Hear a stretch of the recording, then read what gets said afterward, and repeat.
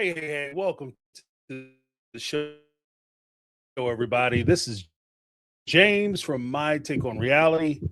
Yeah, I didn't have a stream scheduled for tonight, and this actually might be kind of Wild Westy for me because I'm not sure who's going to actually show up because this isn't a scheduled stream. Move my camera over a little bit. But I just wanted to touch base with everybody to kind of let you guys know where I was as far as my temperature with how I'm proceeding with the sister wives stuff, or more to the point, the channel. Even so much the sister wives stuff. Hey, what's going on, Hog Rings and Darlene? What's going on? The Bronze Dumperus, what's up? Uh Thank you for dropping the ones in the chat. I appreciate it. I wasn't sure how many people were actually going to show up because, like I was saying earlier, this was just kind of a impromptu stream that I put together. Because why not? One, two, I wanted to open up to the floor because yesterday I had an interesting conversation with during a roundtable. We have a members roundtable. For those who are members, can join in the roundtables, and I wanted to open it up to the crowd or to the group. I started. Here's the thing, because I want to try to expand the group, or at least some of the discussions past just simple sister wife review, and I think now actually might be the time to do that because one, the sister wife season was light as hell. Like that, they weren't talking about nothing. Like if we're gonna be honest, all the way honest, they weren't talking about anything, right? This whole season was just dry as shit. Like part of the reason, and I begrudgingly look at the whole catfish issue for a couple reasons. But that's one of the reasons why I look at the whole catfish issue so begrudgingly, because part of the reason why the catfish issue is such a big deal and is making a recurrence or a resurgence the way it is because they didn't talk about anything during the course of the season. They have nothing. They have nothing. And because they don't have anything, what they're going to do is they're going to push out the whole catfish issue for everybody to sit there and all these sons of bitches, all these women's is crazy and these men's is nuts and and Mary's a horrible person and oh blah blah. But at the end of the day, the only reason why the catfish thing is a big deal is because during the course of the season, and I don't just mean season 20, I mean technically season 18, season 19, season 18, they were able to explore like the breakaway from the family. Janelle left, Mary left. The kids started expressing their frustration with Cody. Season 19 was essentially the loss of Big G, right? And that was horrible. But season 20 is just basically lifestyles. It's like the broke ass version of Lifestyles of Rich and Famous. The well off and kind of popular. You know, this rich and famous my ass. So it's one of those situations. And because the family doesn't really want to into their, they do whatever they want to do, but they don't want to talk about what's actually going on with them. So that's why even historically we were always like 2 or 3 years behind in what was going on. But even now, they don't want to talk about anything. Now that it came out, they're signing NDAs. That makes it even more blatant that they don't give a shit about the audience. So when we start talking about like the prospect of doing the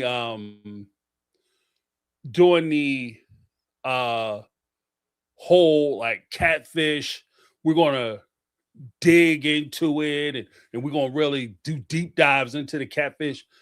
I recognize the only reason why we're talking about it is because they didn't give us anything else to talk about.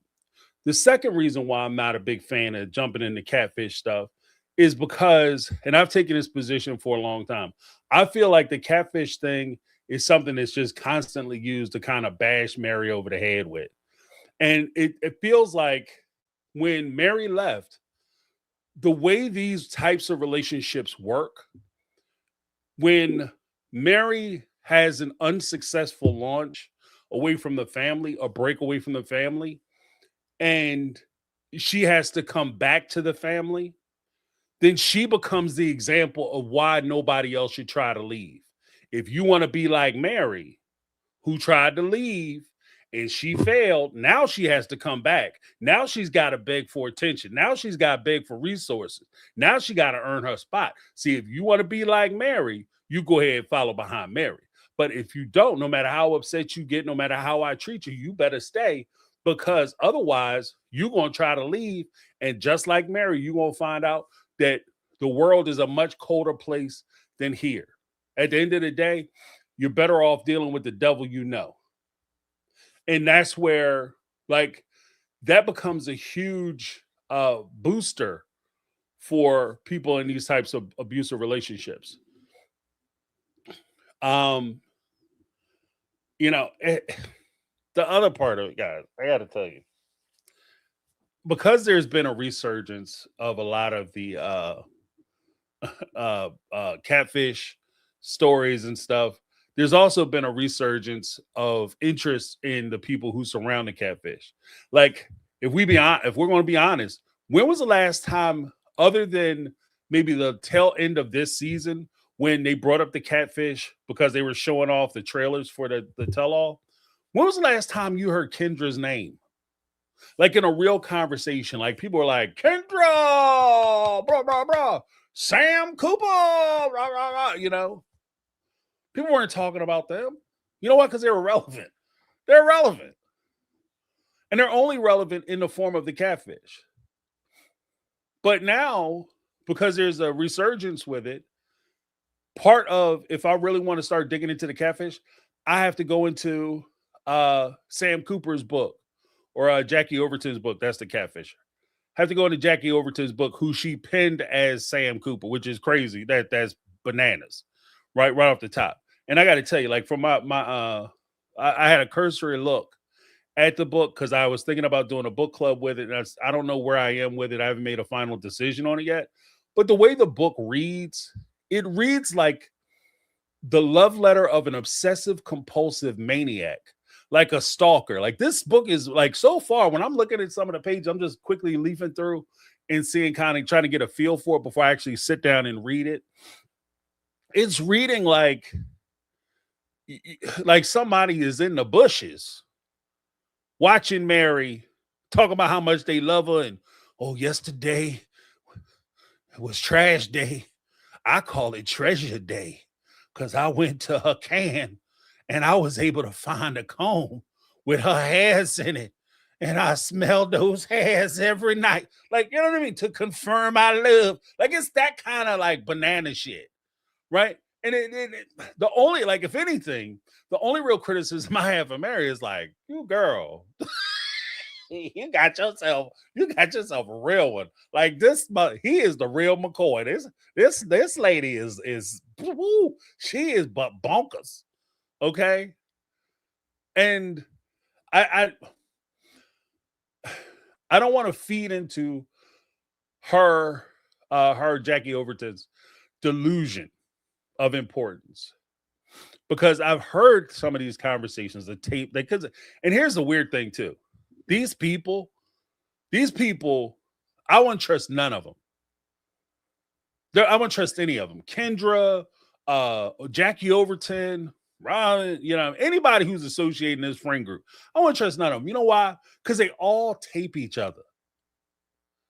They all have, like, they tape each other's conversations. They tape each other's voicemails. They're quick to release voicemails, conversations that are supposed to be private. They're quick to release those. The fact that you even have a conversation recorded, I'm calling you, supposed to be my friend, or you're supposed to be my lover, or whatever the case may be, and you're recording that shit. Like, this is, like, super disgusting, especially if you take into account that some, like, I know we could do the whole pretend like Mary wasn't really having a relationship with this. She was having a relationship with this person, right? And, like, as a full-grown ass adult, she was having an adult relationship with this person, which includes, you know, sharing secrets, talking to them, you know, on occasion, sharing intimate moments, because that's what happens in adult relationships. One of the things I tell my kids, especially when they were very young, enjoy this time. When you in like high school, your expectation as far as like physical intimacy is relatively low. It's relatively low. When you start hitting your 20s, mid 20s, 30s, 40s, there's an expectation. There are expectations that are built into any relationship. Mary was damn near what, in her mid 40s when this was going on. So I'm not surprised that she was having intimate conversations with this person. But imagine, and I'm going to pose it to you this way. Imagine if you're having a relationship with somebody and you find out that, this person whom you've trusted, who you had emotions with, who you've had feelings for, who you've given yourself to physically, took it upon themselves to tape record you, to videotape you. They put a camera, they got them little button cameras, little tiny ass cameras now, and you find out that they're video recording you in your interactions. How would you feel? I'm not going to sit there and be like, oh, I mean, they must really love me because they want to see it all the time. Just that smackety smack. Hell no. That's a violation. That's a violation. I mean, I would sit here and say all day, be very careful about who you send adult pictures to. Refrain from it if you can, because once that other person gets those pictures, you don't have any control over them anymore. And I can tell you now, like as a guy, I've had more than a few guys. I won't even call them friends. These are people that I might have worked with, or people I casually knew, that would be, you be sitting there doing something and at a bar or something, or whatever the case may be, and they'll whip their phone out, be like, yo, man, check this out. I'm seeing this one tonight. Knock it. What the hell? I don't even know your name. How you gonna show me somebody's boom boom kitten room? What? You lunatic? That's disgusting. What are you doing? So it's like, you got to be really careful who you share that stuff with. But these are the kind of things that, intimate moments that, for right or wrong, smart or not, Mary shared with this person. And this person took it upon themselves to make these intimate moments public. So when I'm talking about the possibility of doing a review of this person's book, it doesn't escape me that this person is a piece of shit, because one, you're releasing intimate photos that were shared to you by somebody whom you were supposed to be in a relationship with, and somebody who you profess to love. There's something wrong with you. Two, you're taping and recording conversations between the two of you so that you can come back later. And that in and of itself tells me that if I'm talking, like if I pick up the phone and I call my house, I'm talking to my wife, no matter what I'm talking to her about, it wouldn't even occur to me that she was recording my conversation. Black Swan Gothic, what's going on? Jody Periscala, hey. It wouldn't even occur to me that she's recording my conversation. Not a million years. Because to me, the only reason why you would record a conversation that the two of us are having is if you plan on sharing it with somebody who is not the two of us. So this was part of the damn plan. And so as I'm debating, covering Jackie Overton's book, that's the thing that these are some of the questions and some of the issues that I genuinely have with giving Jackie Overton, taking her serious. Because for me to delve into her book, there would have to be something that makes me say, it would have to be something probative and not simply salacious.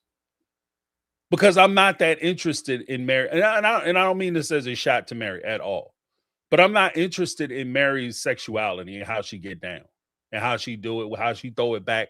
I don't care. It's not my business. It's genuinely not my business. Right. And like I could talk all day about uh like the issue of catfishing and perhaps cheating on a spouse. I could talk about that shit all day.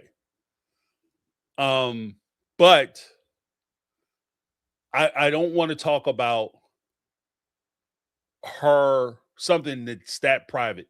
Mary signed up to and I'll say it this way. When she signed up to do Sister Wives, she signed up to present her family as an ideal family, right? So any information which is contradictory to the image that she puts out becomes relevant. And that's part of the deal she made when she signed up to do TLC, in my opinion. What she did not sign up for was to have people probing into specifics of her sex life. In fact, during the time when they were doing the show, they made it very clear that they didn't want to talk about like what was going on in the bedrooms, their private time. So it's not a secret. It's not something that's like, oh my God, now all of a sudden you're trying to change the rules, girl. You know what I mean? It's not that way. So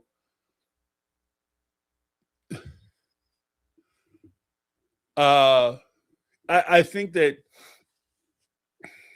like the only reason why I'd even considered talking about the catfish thing is because, and this is kind of, it's going to seem a little backhanded in a way. The only reason why I even considered talking about the catfish thing is because one, I realize that it's a tool that's being used because they don't have anything else. They're light as shit on the storyline. Number two, I realize that it's very Mary is the target of it, but that's just kind of how it works. So there's going to be things that come out about Cody, and he's the target of it. Like the backdoor deal, Janelle was a target of that. The way the money turned up missing, Cody and Robin were the target of that. So that's just kind of par for the course. But when it comes to the catfish thing, and I say it's going to be a backhand comment, what I mean is I genuinely start feeling like even advice I would give to Mary if I had a conversation with her.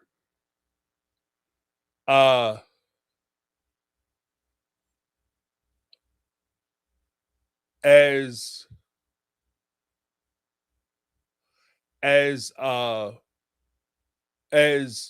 we this the thing I would respond to Mary would be simply this.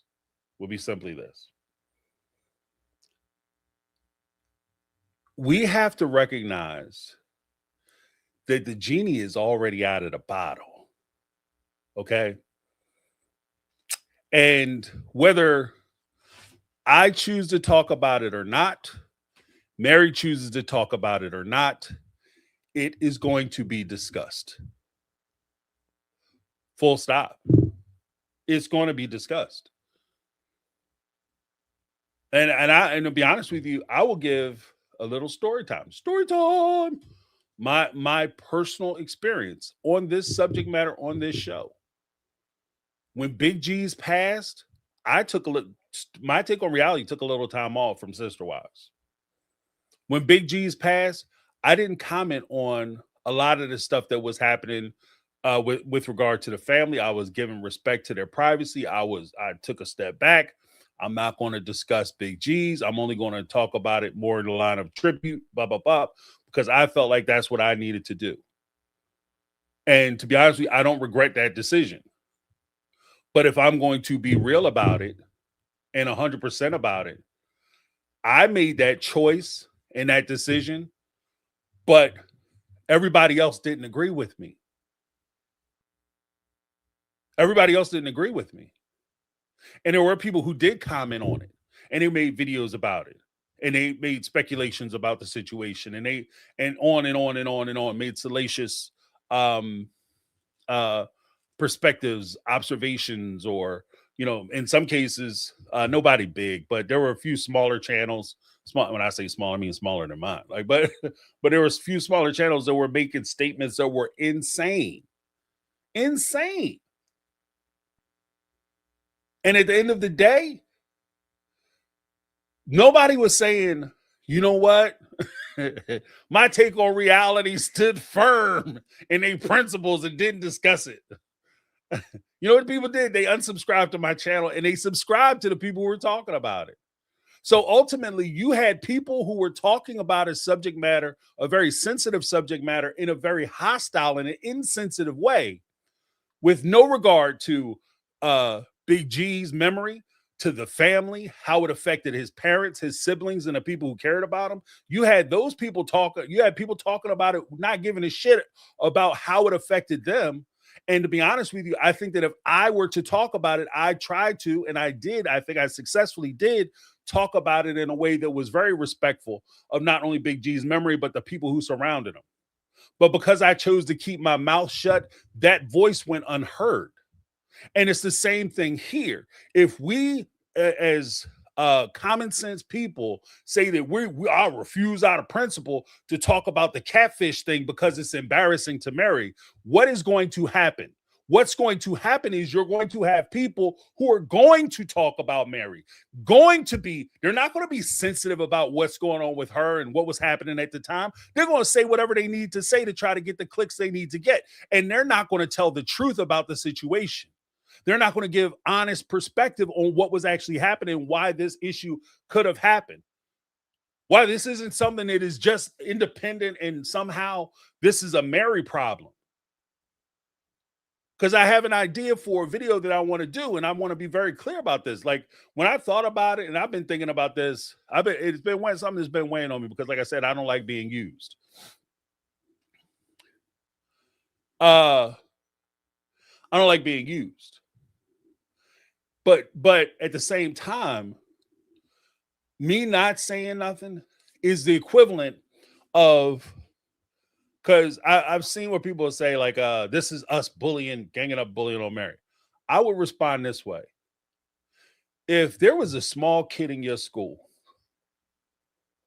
and that small kid is being harassed, he's being teased, he walked down the hall, kids going upside his head, knocking his hat off, in the morning, kids stuffing him in the locker.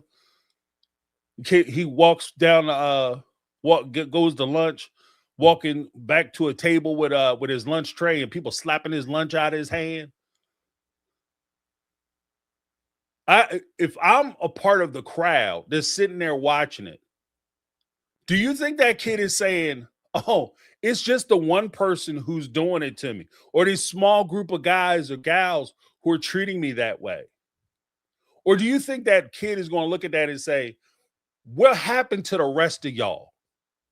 Where were the rest of y'all when all this shit was happening to me? How come none of you stood up and said anything? How come nobody said, leave him alone? Why don't you back up? Give him some space. Why don't you keep your hands to yourself? Where were you folks at? And when it comes to the Mary situation, if we want to sit here and pretend that we're on Mary's side and we want to protect Mary, we don't protect Mary with silence. We don't protect Mary by trying to hide and conceal and pretend like it didn't happen while it's happening. If that kid is in the locker and I'm walking past the locker and I could turn around and open the locker, I am not helping him if I don't want to embarrass him by opening up the locker and revealing that he got stuffed in the locker. He's suffering now.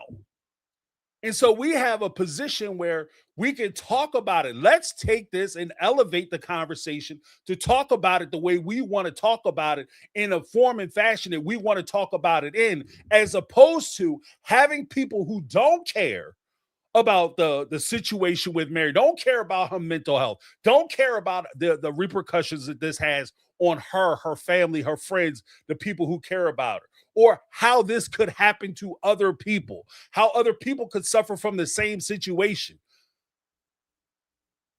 Because if we sit there in silence and we don't say anything, we put our heads in the sand and pretend like this isn't what's going on, we aren't helping. We're part of the problem. We're part of the problem. If you're getting bullied, I don't give a shit if you're with the crowd that's laughing or you're just the crowd standing there with your mouth agape. I'm standing here by myself being picked on and bullied, and you're not doing shit. How are you helping me? Because I didn't want to get involved. That's not helping me, though. That's not an earmark of courage. And so that's kind of where I am with it. You know, I don't think that the more I mill through it, and I keep coming back to the same conclusion. Like, I don't think that we're helping her if we pretend like it's not a big okay. Well, because if I don't say anything, right? If I don't say anything, then you know what happens? It's the same thing. It's the same thing I said about Christine. When Cody is sitting there and he's framing out all the shit that he wants to say, and Christine said, you know, in a short-term cute way, long-term problematic way. Well, I don't want to waste my time by responding to his nonsense. That's cute. But you know what's happening, Christine? He's framing out the issue. He's creating the narrative that you're going to have to respond to. You're letting him, the manipulative, narcissistic tendency having, at least appearance-wise, asshole, design a scenario or situation that you are now going to have to respond to. And instead of you taking control of the narrative and telling your story, you're responding to what his accusations are. There's an old political theorem that is simply I think it was I want to say it was Ronald Reagan. I don't think that's correct though. If you're explaining, you're losing. and I think that's pretty much what it is. If you have to sit there, if you let Cody and Robin dictate what you're going to talk about, and they put you on your heels and you're only responding back to or trying to ignore the things that they say. For instance, when Cody came out, as another example, when Cody came out and said Janelle was in charge of the books. This is season 19. Season 19. Janelle was in charge of the books. So he said that in response to, oh, they say that some of the money turning up missing. Some of the money turning up missing? You mean somebody stealing funds? Well, let me tell you something. Janelle was in charge of the books. Janelle, I don't know about all that. I was the bookkeeper. I don't know about all that. And I said then that shit was going to be problematic. And I said then it was going to come back and bite ass in the ass. And sure enough, that's exactly what happened. Because when he didn't just say that Janelle's a smart one, she had a calculator. She could count to 10. She know how to do a spreadsheet. And she did the books, right? she did. He said she did our taxes. Janelle wasn't doing the taxes. She was taking that shit to H&R Block or Jackson Hewitt or some shit, right? Or she using TurboTax. Janelle wasn't like a CPA doing the taxes, you know? She was filling out like forms and shit. Hi, this is Janelle Brown. Here's Cody's W-2. Here's Robin's W-2. Here's Christine's W-2. That's what she was doing. Here's the bank statements. You know? But he made it sound like she was so proud of that fact. But what she didn't recognize is Cody was saying that you were a thief. Cody was saying you were stealing the money. If you weren't stealing it, you were criminally mishandling funds. Right? I don't say criminally, allegedly. You were mishandling funds. At best, you were stealing them at worst.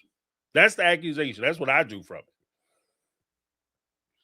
Then now, when he's sitting there talking about why would you listen to Janelle for the backdoor deal, a lot of us rolled our eyes, but let's be honest. We're rolling our eyes because we followed 20 seasons of this bullshit.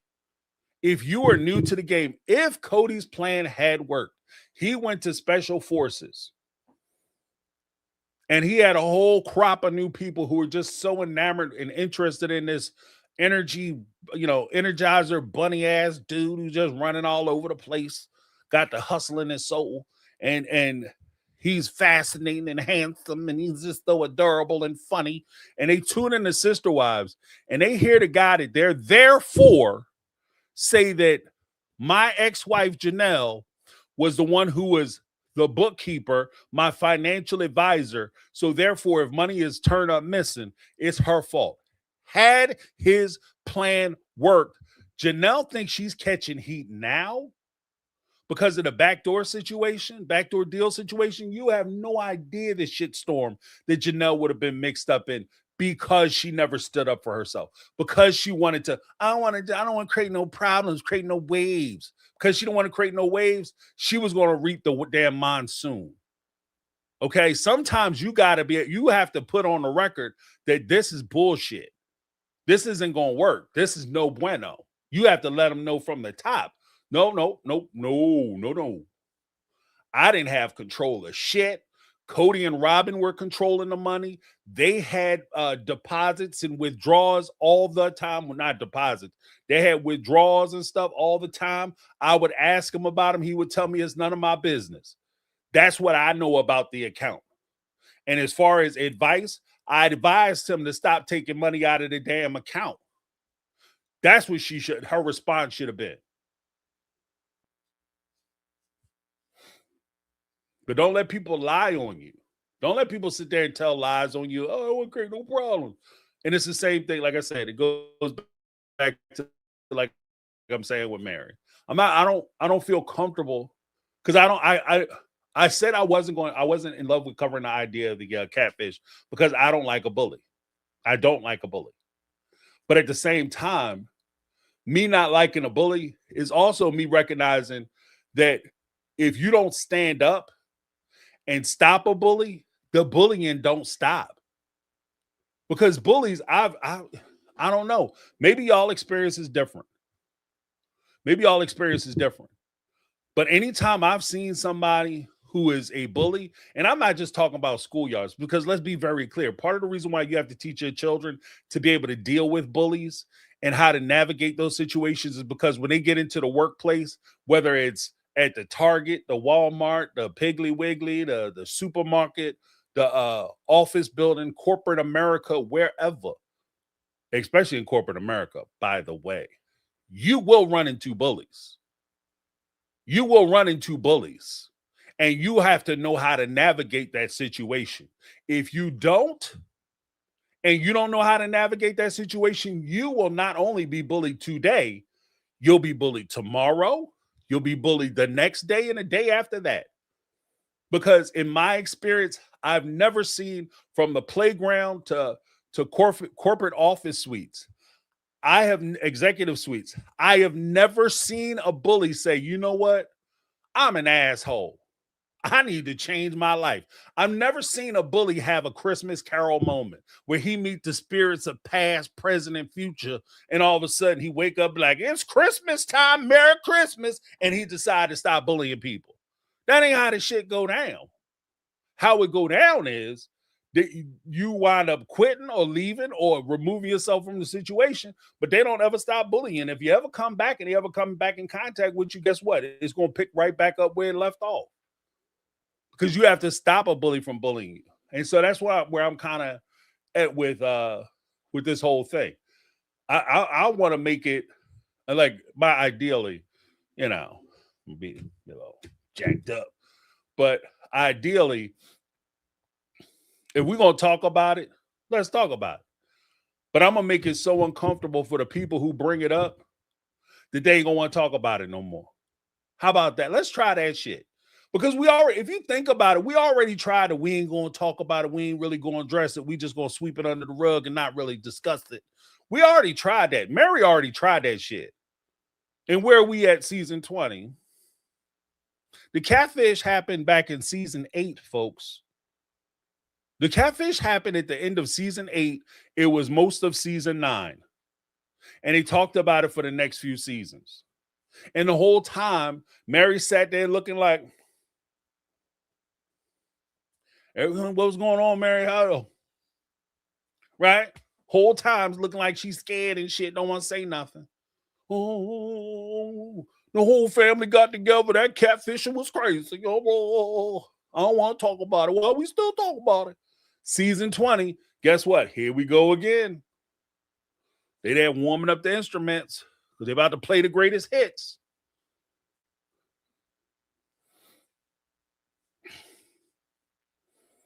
Just saying.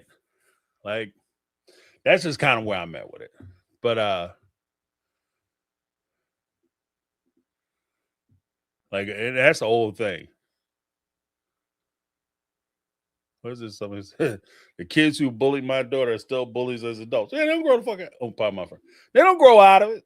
They don't ever grow out of it. Cause you know what kids realize that they don't want to be bullies no more. When something the further they get down the bully stream, the harder they got to get reset or checked. So they run into the right one, and all of a sudden be like, you know what, this bullying shit ain't for me. I like math.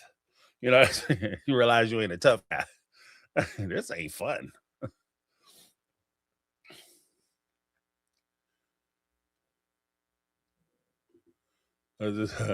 Duck, nope. She needs to have an 8 Mile final battle moment. Yes, I did this. Yes, I got my ass kicked. Yes, I'm living with my mom again. Yeah, that's what I'm talking about. That's what I'm talking about. Take all their weapons away. And then when you take their weapons away, that opens you up to come back on them. Let's get through the whole, like, okay, yeah, Mary did this, that, and the other. Yeah, okay, she was seeing this person. She was planning a life. She had a shit life with Cody. Cody was a piece of shit husband. He abandoned her. He neglected her. He wasn't doing right by her. She was basically doing it by herself. She was under the pressure of having to watch her husband have a complete family across the street and 2 other women that he's seeing on the side, and you ain't getting nothing. So she had to endure all that. So yeah, she met somebody else and she was ready to pack her shit and go. Okay, next. Now that we got through that, let's talk about how the catfish came to be. Let's talk about how the catfish whole storyline legend was created. Let's talk about that shit. See, and that's where Cody. This is why I'm saying, like, this is part of the reason why I'm like, every time I'm like, I don't want to talk about this shit. I come back to, you need to talk about this shit, because what Cody, or more to the point, Robin, Kendra, Cody by late association, Jackie Overton, what they rely on is for us to get stuck on the quandary of whether we should talk about it or not. What was actually happening? Was she cheating? Was she not cheating? And we get stuck. And once we get stuck, we never ask that second question. We never ask the question about really address the question. Because even now, when Suki is sitting there talking to Mary just kind of hinted that, yeah, maybe Kendra kind of knew something. And I told things to Robin and the catfish knew it. But Mary didn't say with a whole chest, because in season 9, when she was talking about the catfish at the dinner, she said, there's a catfish person. I'm scared because I'll say things in my house and then the catfish will know about it and be mentioned in the conversation later. But what Mary didn't say was, I say things to Robin in my house, nobody else around, and an hour later, the catfish is on my phone, generally mentioning the things that I specifically spoke to Robin about. Robin like the damn iPhone, or she like an Android phone. Like, you say something around your damn phone, like, damn, I wonder how much ladders are. All of a sudden, you got a bunch of advertisements for ladders. Every time you turn around, like, Home Depot is having sales for ladders. You can go to Harbor Freight and get a ladder for cheap, right? That's how Mary made it sound. It wasn't super spy shit. It was your girl Robin. But we never get to that conversation because we too busy arguing whether we should have had a conversation in the first place. And that's why Robin and Cody keep bringing the shit up, because they have no skin in the game. They have no skin in the game. That's why they keep bringing it up, because this conversation, let me say it again. This conversation, one more time. This conversation does not hurt them. This conversation doesn't hurt them. It doesn't affect them. That's why they don't care about bringing up the damn catfish. That's why. If Mary came out and was like, real deal, Holyfield, this is what happened. I said shit to Robin. Then Robin's best friend Kendra comes over, starts talking to me about Jackie Overton and Sam Cooper. And even Kendra, during her interview, had admitted that she told Mary that Sam Cooper was real. And she talked to him on video chat. She told that to Mary. And then, well, why would you tell that to Mary? Later on, she had a bunch of contradictory statements. But if you whittle through all the bullshit, basically what she said was, I told Mary, confirmed to Mary, that the catfish person, Sam Cooper, was a real person, a real man who was legitimately a businessman. Everything he said is true. According to Kendra, she said that because Jackie Overton had threatened her because she was so scared of Jackie Overton, because she knows Hitman. So she admitted that she told Mary that this person was real. And Kendra is the one who is connected to Robin's best friend. And they're having these conversations. So either Robin, if best light and best case scenario, if we peel it all back, either Robin was talking to Kendra, she leaves Mary's house, calls Kendra up, talks to Kendra about the shit that Mary was talking to Robin about, and then Robin tells Kendra, and then Kendra goes back and tells Jackie, or Robin goes back to her house, picks up the phone, and talks to Jackie Overton herself, and downloads Jackie Overton with that information. Here's the thing. We're never going to have that conversation. We're never going to find out that information until we get through the bullshit of talking about how this conversation's hurt Mary. Sometimes you got to hurt to heal.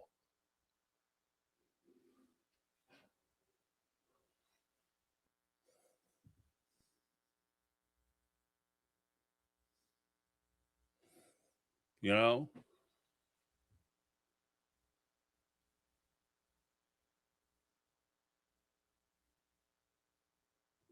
And that's my point right there. Why are we discussing whether or not Robin telling Cody was her having Mary's back versus why was everything Mary told Robin all up in the catfish's damn mouth? Right, exactly. Explain. I don't give a shit. Okay, fine. Because this is the point I'm making.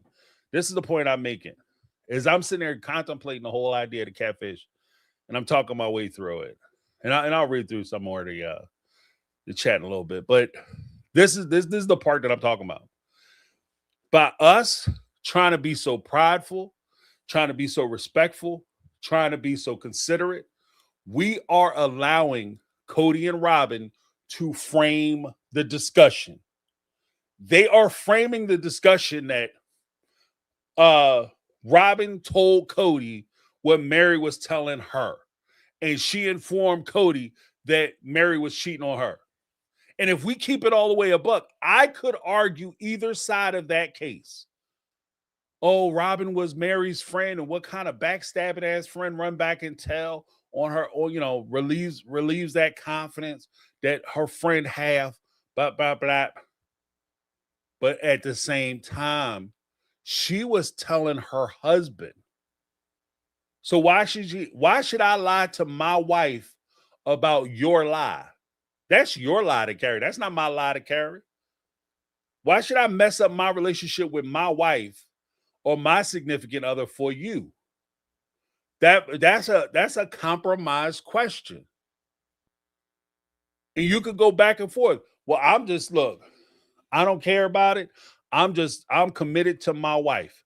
I'm committed to my marriage. And so if it's a choice between my friend and my marriage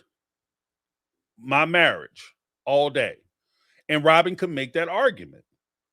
And we might all boo, but it makes sense in this situation where anti-Robin, so we're boo. But if it was a secret that David was trying to keep from Christine because somebody was about to fuck Christine over for some money, and it was like one of his kids or something was going to screw Christine over for some money and be like, oh, well, David should have kept his mouth shut because that's not his place to betray his kid's trust or betray his friend's trust or confidence. Nobody's going to say that. That's your wife. That's your partner. That's your life partner. The argument could be made. It muddies the water. But as Brittany pointed out, and this is exactly what I'm saying, let's cut through the bullshit so we can start having a real conversation. Why was Mary sitting there telling you in her red sundress that she tired of Cody's shit? She's really enamored with this Sam Cooper, her boyfriend, getting on the damn nerves too, and she ready to give up on men. Why is Sam Cooper calling Mary in a half hour after Robin leave? Why is Sam Cooper calling up Mary, telling her you gonna stand there with your little red sundress on and fall out your mouth that you tired of men and you tired of dealing with me and put me in the same category as Cody? Why are we not talking about that shit? Because no, Robin don't have the same loyalty to Sam Cooper that she would have to Cody. It's not the same expectation. And that's all I'm saying. So I feel like if they're gonna pull us into the conversation as audience members, let's not let them pull us into the conversation so they could give it to us the way they want us to have it. Let's us, because I'm tired of, look, I don't be a dick about this, but I'm going to be, because I'm partly frustrated. But I am tired of people who have no imagination or creativity trying to tell me what I should know, what I shouldn't know, what I should ask, what I shouldn't ask, and what I should be aware of. I'm tired of them trying to lead me around by the nose. So what I want to do is I want to have a real conversation. That's what I want to do. I want to look at it the way I want to look at it, not the way they want me to look at it. Does that make sense?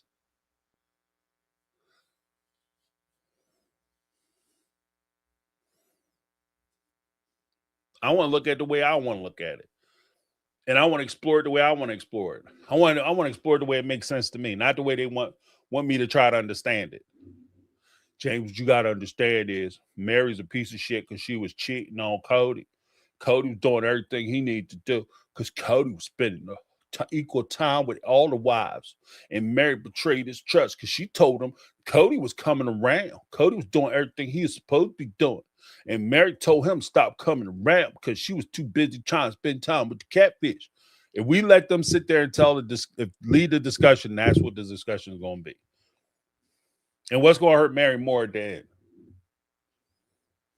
Just saying.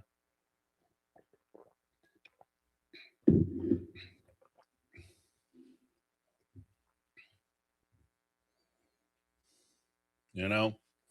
Because I'm on that ass. Like, that's all it is. Like, I'm just saying, because again, I'm just saying this from my experience. Because you live, you learn, you experience things, you take positions, and I'm not, again, to go back to it, I'm not mad or frustrated or even regret the way I handled the Big G stuff, because to me it was crazy. But I also noticed that it got crazier because you had, it wasn't just me either, because you had other people, other creators who were trying to be very respectful. They took time away from covering sister wives.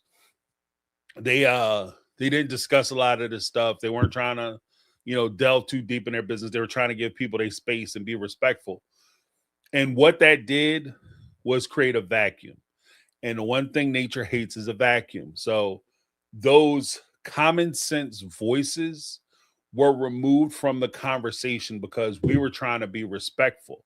And the only people who were talking about were people about the subject matter, were people who didn't give a shit about the subject matter or the people involved. They didn't care about trying to find out any additional information. They weren't trying to be tactful. They weren't trying to be respectful. And more importantly, they weren't trying to be strategic in their conversations about it. And there was no tact. And the only thing that happened was you remove the common sense element from those conversations. And in my opinion, it did not help to have that absence.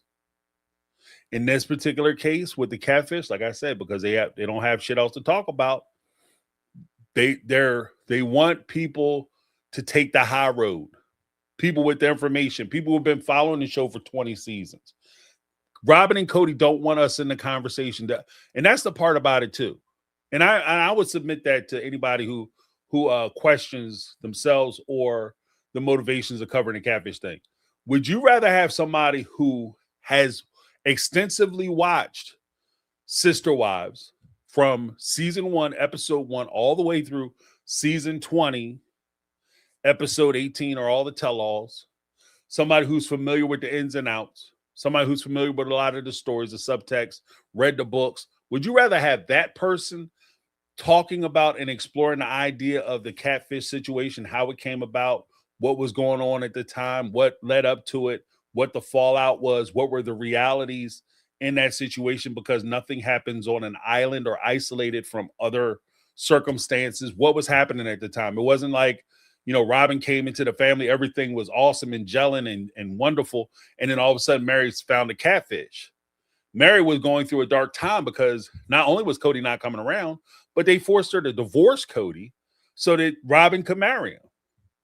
And then, like I said, the other part that people who don't follow the show really might not understand, the other nuance they might not pick up on is, if you look at the cul-de-sac, the way it's laid out, it was Robin's house here, Mary's house, Christine's house, Janelle's house, right? If you're Mary, you go out onto your deck, your back, Robin technically was the only one with a deck. But if she went into her backyard or was driving up on her house, she could look over and see Cody over there sitting out eating dinner with his family, Robin and her kids. On another night, she might see Cody out there barbecuing or whatever for Christine and her kids. She can see Cody pulling in and pulling out of people's garages. The whole nine. Watching them, when they go out for little Sunday fun day trips to the parks and shit like that. You watching them do all this family stuff with these other people. Romantic times with these other people. So it's not just the fact that he's not coming around. It's also compounded by the fact that you're watching him be the man that you wish he could be for you, for somebody else. And that may help to make that added into the whole calculation of the catfish situation and her vulnerability to the catfish situation. Would you rather have somebody like that talking about it who understands those things? Or would you rather have somebody who just started covering Sister Wives in season 16, 17, maybe? Somebody who's just started covering Sister Wives when Sister Wives got popular again. And the only word they have to go off of is basically what Cody is saying.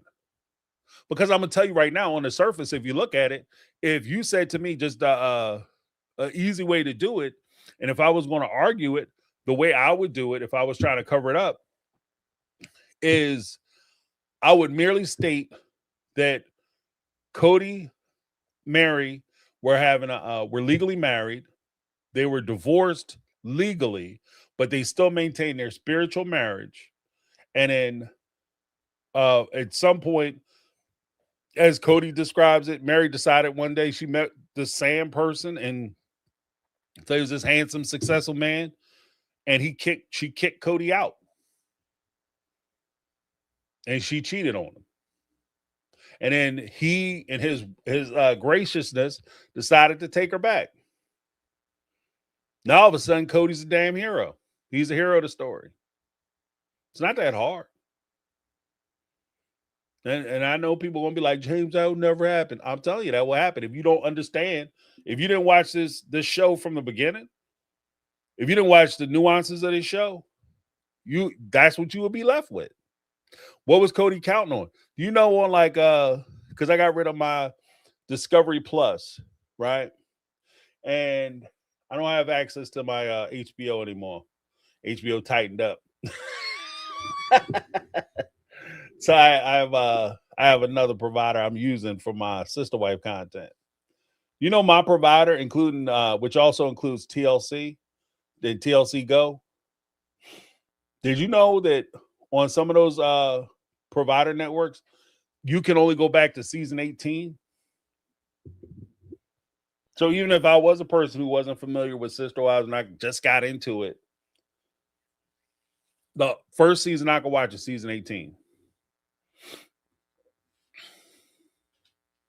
And a lot of season 18, 19, even according to the apology tour, can be explained away with one simple phrase. I was getting divorced and I was angry. I said a lot of mean, nasty shit. I didn't conduct myself the best because I was heartbroken. I was angry. I was in my feelings. So I said a bunch of stuff I didn't mean. And if anybody's ever gone through a divorce or known somebody who's going through a divorce or a bad breakup, none of that is unreasonable. I'm not going to look at my friend who might have went through a divorce and say, you're a terrible person because you said some mean and hurtful shit. No, it's par for the course. Because their life is changing unwillingly and unceremoniously. Their life is changing. They don't want their life to change, but due to things that sometimes out of their control, their life is going to be fundamentally different. And they're angry about it. So if he said or did something which might be construed as mean or nasty, par for the course. That doesn't make him a terrible person. But if you saw like season 1 through 16, be like, yeah, he's a piece of shit. Season 18, 19, 20, not so bad. Still trying to work it out with a wife who cheated on you? He's a sensitive soul. I'm just saying. But let me check this. We had Brittany member for 11 months said, you know what happened if I do what I want to do at my job, I don't have that job anymore. That's how that works. Like when I say no to doing your job, cool. Unemployment line. Yeah, that's pretty much it. You can't go to your job and be like, all right, look, man, you keep coming up to me, sweat me about that shit. I ain't coming here to work. That'll be your last day. You know what I mean? Your box will be waiting for you, sir, at the reception desk. That's how you get the conference call. You know, get the meeting for the conference room. Immediate emergency meeting in the conference room. Come immediately. You go down there. Where's everybody at? Everybody's here. Everybody need to be here. It's your boss, the HR person, and I guess a manager or somebody, and maybe somebody from security. And they at your office emptying your desk out, packing your shit for you. I ain't come here to work. Thank you, Brittany.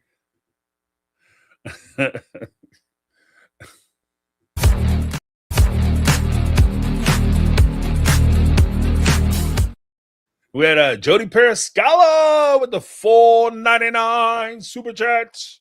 Did you read my email and Facebook post? I've been so upset. Don't be upset. Don't be upset. There's nothing to be upset about.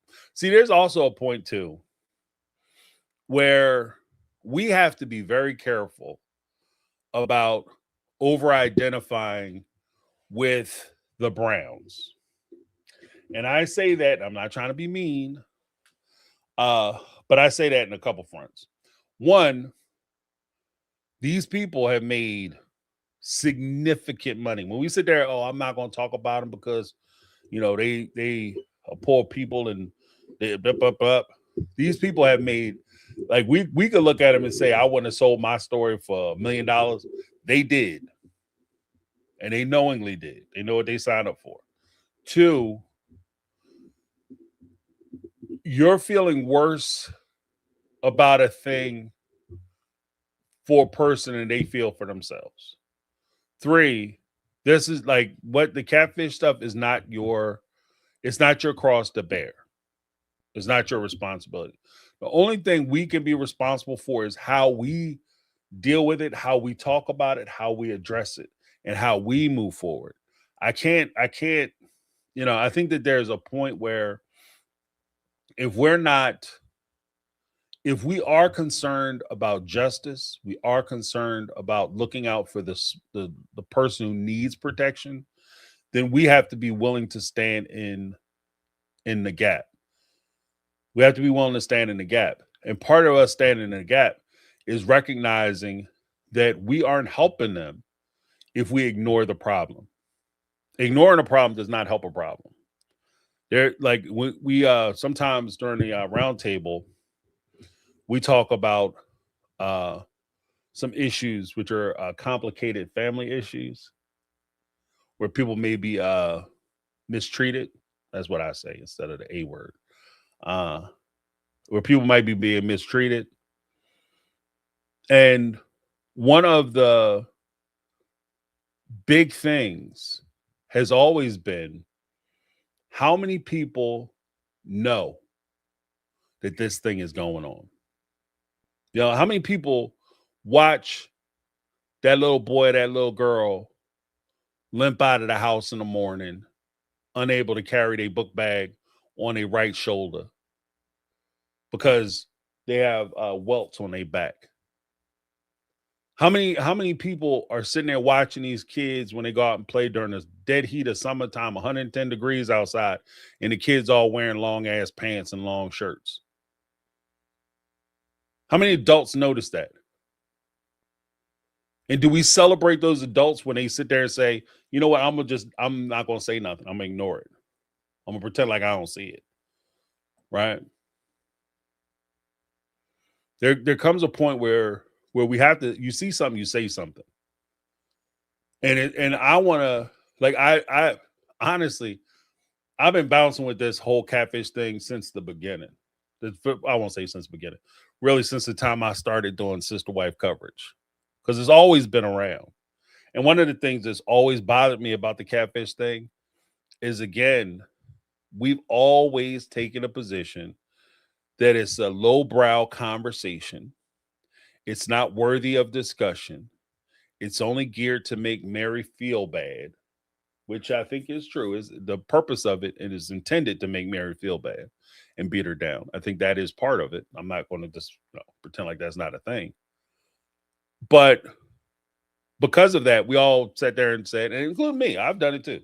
I'm not even going to bother talking about that shit. I think it's dumb. I think the conversation's stupid. Right? I've done that. And you know what I've noticed? Because, and I'm not saying I'm so powerful that I could have changed it, but I didn't help either.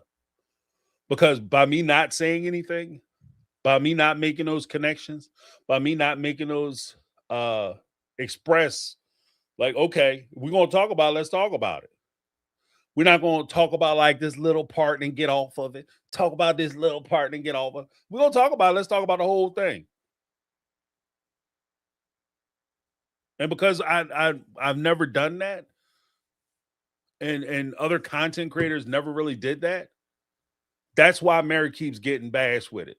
So it's to use one of Cody's vocab words from the tell-all, it would be hypocritical of me to say that I think that the catfish situation is designed to hurt Mary and is only hurting Mary.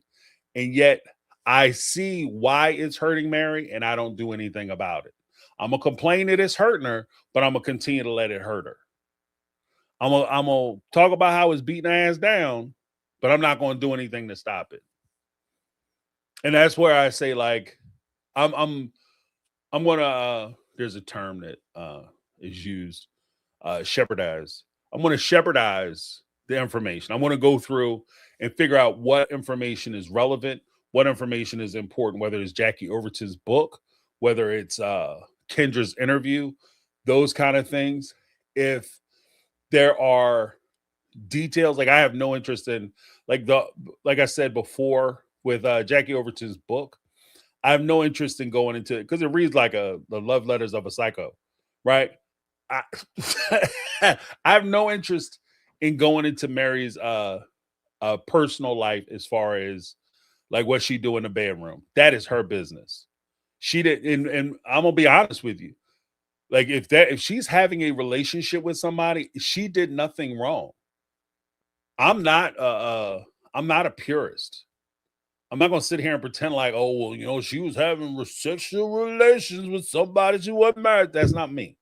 So she was having a relationship with this person, and that's if she decided to have intimate moments with that person, that's what she, you know, that's her business.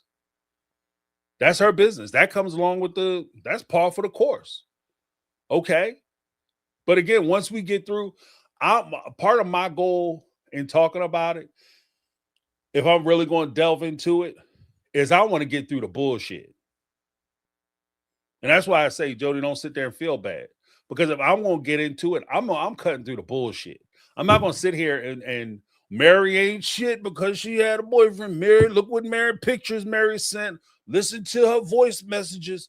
Listen to how she was having this relationship, conducting this relationship with this person. Let's just go ahead and acknowledge certain things so we can clear the decks on it. She was having a relationship with this person. Okay, right, wrong, indifferent, whatever the case may be, it is what it is. Let's take the value judgment out of the situation. This is what it is. She was having a relationship with this person, Sam. I said yesterday, I said before. Yesterday wasn't the first time I said it, and I'll say it probably until the end of time. Part of me, significant part of me, wished that Sam was a real dude. Wish that Sam would have came in, swept in, and swept Mary's ass out of that. Now, I can't say that if I'm going to sit there and pretend that Sam was just a friend. And because there would be no chance that that's going to happen. So let's call it what it is. Let's get through the dumb shit, because if we don't talk about it for real, we are playing directly into the hands of Cody and Robin. That's where they want us to be. They want us to be in a situation where we're only worried about the small fish stuff. They don't want us talking about the real aspects of this relationship. They don't want us talking about the okay, I accept this, but what about that? They want us to stay on the, barely getting into the I accept this part, argue and defend against whether Mary was actually committing an affair. In my opinion, she was having an affair. And let's move on. Shit happens. Like I said, there are mitigating circumstances to that affair. Let's talk about that. Mary didn't just cheat out of nowhere. They don't even want to talk about that part of it. They want to frame it as Mary just up and decided one day that she was going to cheat on their happy home and disrupt their happy home. And if I listen to what their description is, and this is me, logically speaking, if I listen to what their description is of this situation and I don't combat it with additional information that people like myself or Sarah Howes or Crystal Ball or Katie Joy from Crystal Ball or Notes to Self or anybody else can fill in those gaps as to why Mary did what she did and why what she did wasn't as bad as people are trying to make it sound. If we don't fill in those gaps, then the other part of it is when Mary comes out and says, but you guys don't understand, Sam Cooper was dangerous and he was threatening me. It goes where I was saying before. If Mary wasn't having a sexual relationship with Sam Cooper and they weren't having a real relationship, then Mary is at fault for jeopardizing the family's safety. And that becomes a different thing. And then now it's not bullying, it's me pointing out that Mary is dangerous. And that becomes a different conversation. And so, like I said, by leaving out critical information, it opens the conversation up for people to be able to attack Mary in it's a new line of attack that's substantively worse. Because you cheating on your husband or your wife is bad, right? Bad enough. You jeopardizing the safety of children, especially children that aren't yours. You jeopardizing their safety, that's inexcusable. Especially if you're doing so because you're trying to get your rocks off. That's the equivalent of the mom or the dad who take their kid out in 100-degree heat, lock them up in a car, roll all the windows up so they can go and sneak into some boy's house, some man house, so they get their back blown out for 2 hours. You jeopardized your child's safety so you could fulfill, quench your sexual appetites. You're a piece of shit human being. That's the framing of the conversation that will happen if we don't start observing and having the bigger conversation. If we sit here and pretend like we don't see it and we ignore it, I'm telling you now, that's where the conversation is going. And then once it gets there, it's too big. A lot of that will be, it's like a train. Once it gets up a full head of steam in one direction, it's too difficult to try to turn it into another, send it back the other way. It becomes insanely difficult for you to be able to not only stop the train, but send it back the other way. And I don't want to sit around and wait to have the conversation at the time when we're talking about safety issues and how neglectful Mary is and how dangerous Mary is. And you think that, and if you're one of those people who was like a Mary, Mary stan, or you're a Mary fan, or you have a conspiratorial nature with the other wives, or maybe even Cody, that they may be against Mary. If you think that they might be against Mary, do you think that they won't throw Mary's ass under the bus?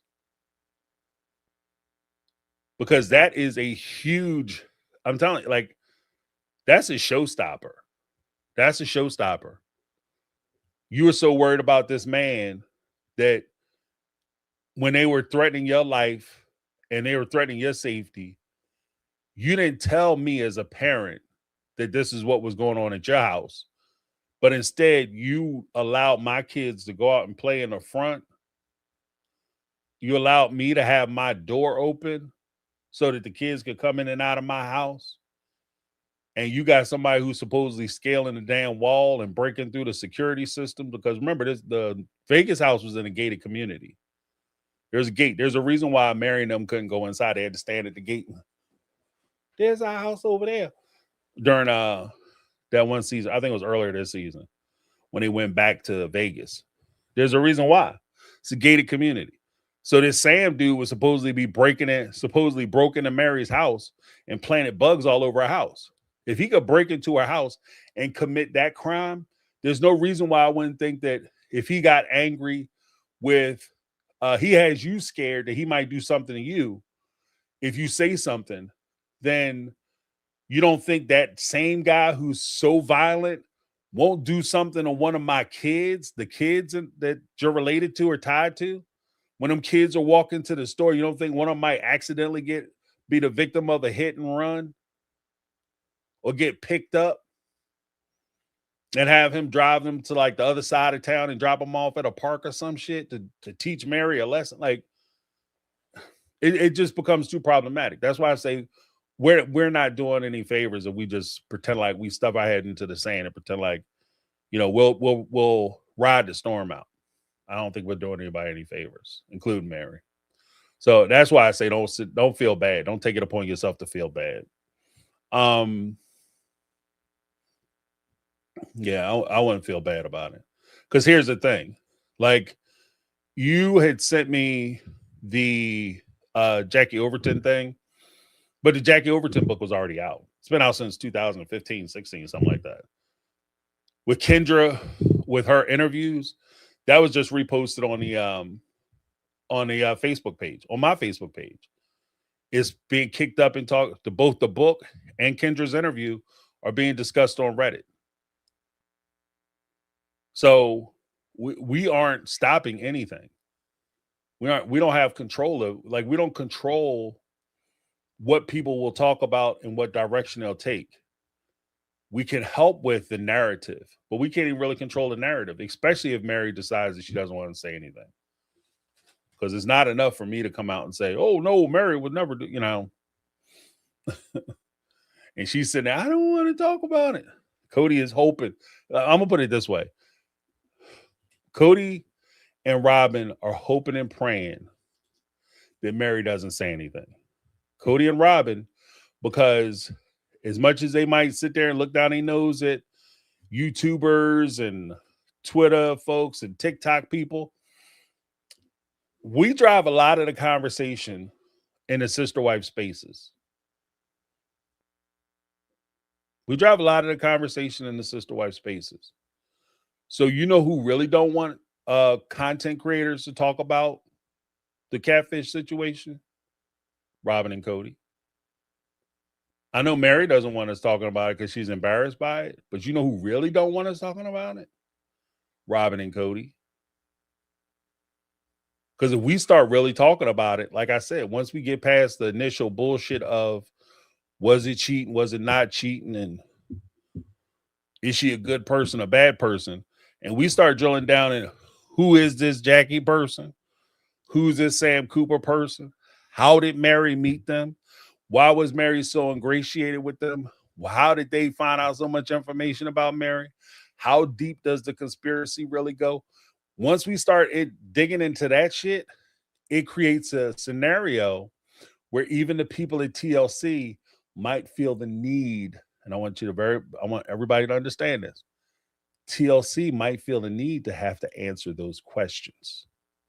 We are no longer in a situation. Remember back when Sister Wives first started, the folks used to send in Twitter questions or whatever. They ask questions on Twitter. And they even had a couple of like tell-all episodes with Meet the Browns where they would sit there and answer the Twitter questions. They don't do that shit anymore. You know what they do now? They go to the content creators. Not necessarily just what are the content creators saying, but what is their audience saying? What are they talking about? And that helps them to determine what they're going to highlight on their show. So if we sit here and we don't say shit, then all it's going to be highlighted on their show is that Mary got catfished. But if we really start digging into it and we press everybody to start digging into it and get past the bullshit question of whether Mary was cheating or not, irrelevant. That was 20 years ago almost. Well, I guess about 10 years ago, right? When we get past the whether Mary was cheating, she was cheating. It is what it is. To me, it's not even a conversation. She was cheating. It is what it is. Fuck it. Right? And she might be wrong for cheating. But what was going on and why did she find herself in that situation? And let's make it embarrassing again. Let's make it not only let's share this the burden of that situation with everybody who is culpable. Not just Mary. This is not Mary's cross to bear alone. Everybody who was involved needs to get some. And what's going to happen is you start making them ask sincere, real questions. You know what's going to happen? Cody and Robin ain't going to want to talk about it no more. Let me say that one more again. If we want Mary, we want to protect Mary for real. We want to insulate her sanity. We want to protect her mental health. We have to create an environment where they stop hitting her with this bullshit. And that's going to happen when we make the shit uncomfortable for Cody and Robin. Right now, it's not uncomfortable. That's why they brought it up. That's why Cody is so adamant about talking about it. They didn't talk when Cody, they said, Cody, you abandoned your wife. He didn't refuse to even entertain that question. Oh, no. You gotta understand, Mary was the one, she kicked me out the house. Blah, blah, blah. It wasn't embarrassing for him. If we want them to stop talking about it, we gotta talk about it. Make that shit uncomfortable for them to talk about. And guess what's gonna happen? When they start asking real questions, well, Robin, what about this Kendra person? Well, she was my friend, and I don't really want to talk about it. Well, I mean, she's an integral part of the catfish story. We can't talk about the catfish without talking about your connection to Kendra and how the catfish, how you possibly knew the catfish, or things you said to Kendra for whatever reason. I don't understand why, if your friend, you going back, Mary's confiding in you, I'm in love with Sam Cooper. He's the shit. He's handsome, he's strong, he's tall, got a full head of hair and a full-time job. Right? I can understand. You can make the argument why Robin will go back and talk to Cody about it. You could never get me to understand why Robin would go back and tell Kendra anything. So, Robin, you got some splaining to do. And the second you put it into that perspective, Cody shuts down, Robin shuts down. And when they shut down, they stop talking about it. And that's what I'm saying. It's the power of you combating that system, fighting that system, not letting them just say whatever they want to say. Don't sit there and feel bad for it. This is that point where I would say, don't ever feel bad if it was you in your situation. Don't feel bad about defending yourself. Don't be bad. Don't feel bad about defending the truth and being honest about situations. My mother told me when I was a young man, the only thing you owe anybody is the truth. The only thing you owe them is the truth.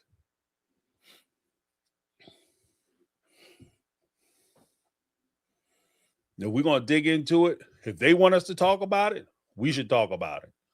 But we're not just gonna stop it talking about the parts, and this is the key part. We're not gonna stop it talking about the parts that they want us to talk about. We're gonna talk about the whole damn thing. All of it. Y'all don't want to talk about all of it. You just want to talk about the parts that make you look good. That you can sit there and pretend to cry. And Cody can pretend to be outraged and angry. Let's talk about all of it. But as soon as you do that shit, all of a sudden it's going to be. Thank you, Jody. Appreciate you. Yeah, but don't feel bad about that. Then we had Brittany with the $9.99 super chat. However, it sounds like Mary and Robin. Oh, it sounds like Mary told Robin she was really scared, and all Robin told Cody was Mary was having a hard time. Yeah, right. I'm really scared. She's all over my house. She's hacking my systems. I don't really know much about computers, but she seems to know everything that's going on. I'm really scared, man. Robin. Cody, Mary's having a hard time.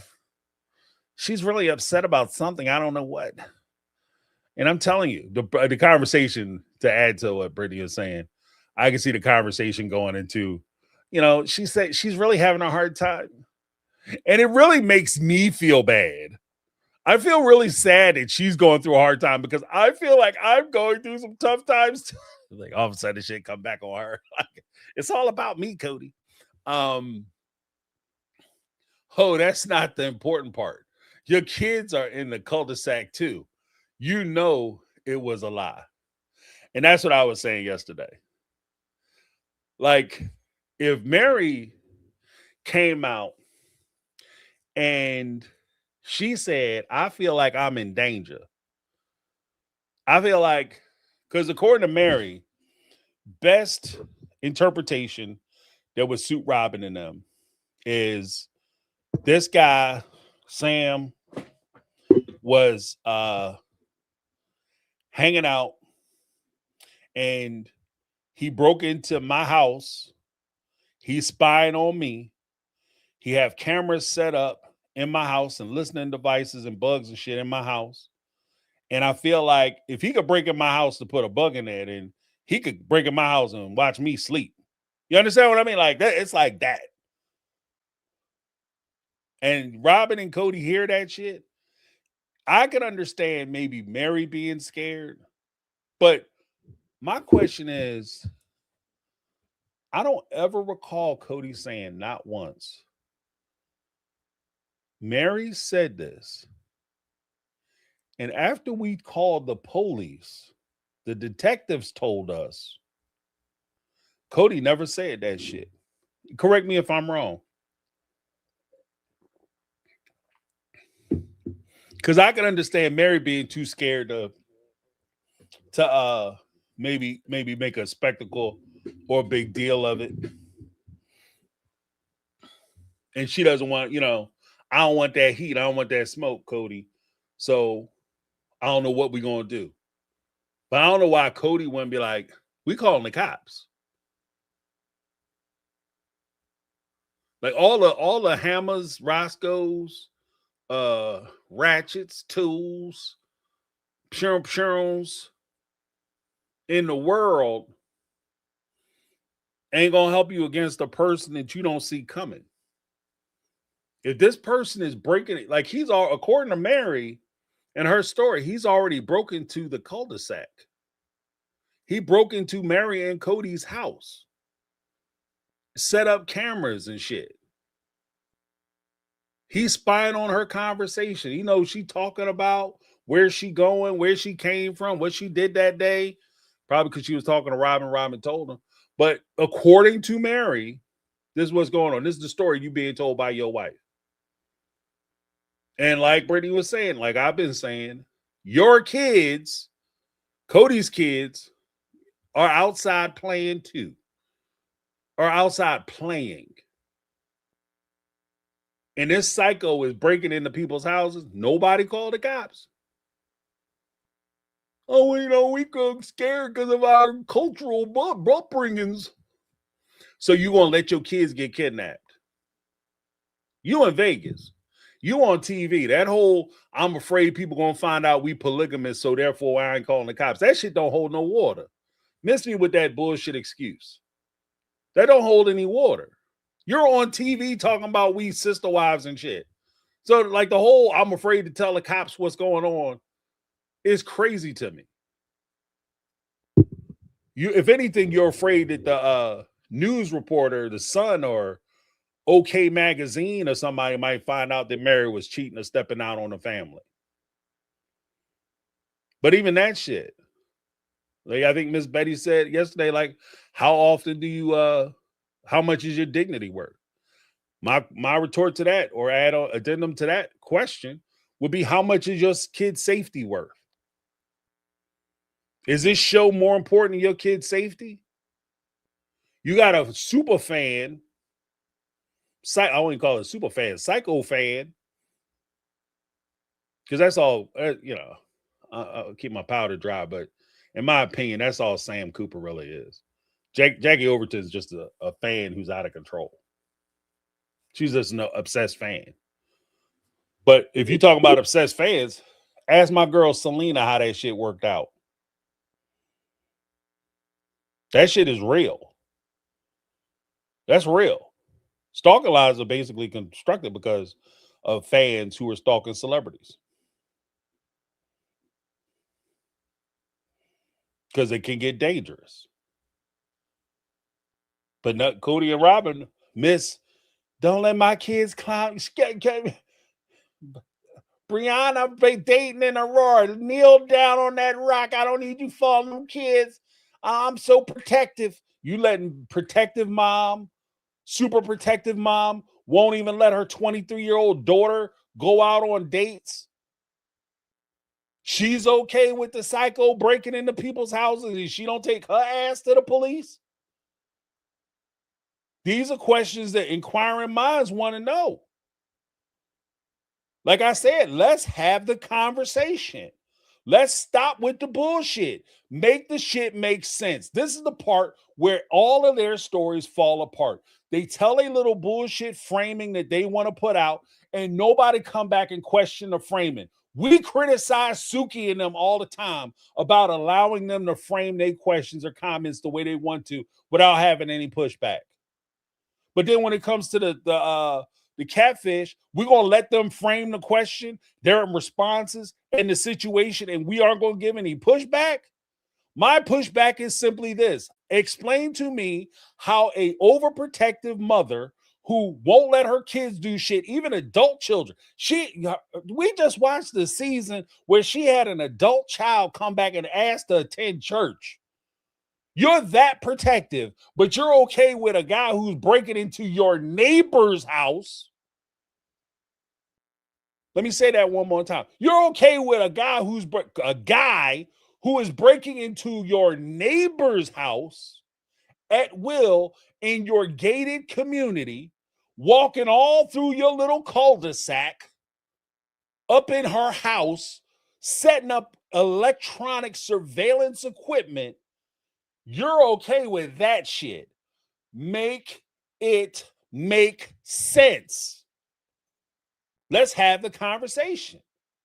See, and here's the thing. You start asking those kind of questions, we start echoing those kind of questions, whether it be Reddit, Facebook, YouTube, X, Instagram, whatever the case may be. You see how quickly they stop talking about the catfish.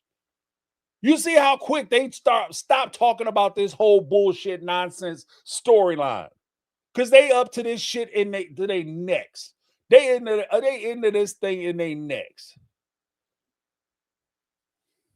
So 100%, Brittany.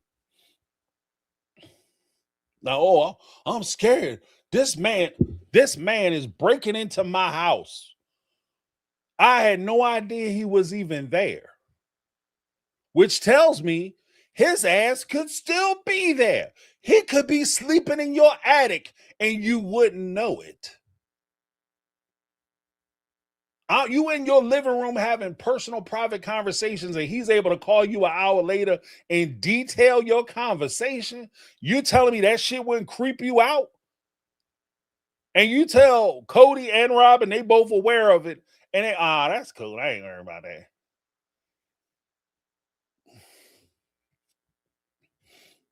Cody said they was so worried about, she was trying to leave. She was trying to cheat on me. She kept kicking me out.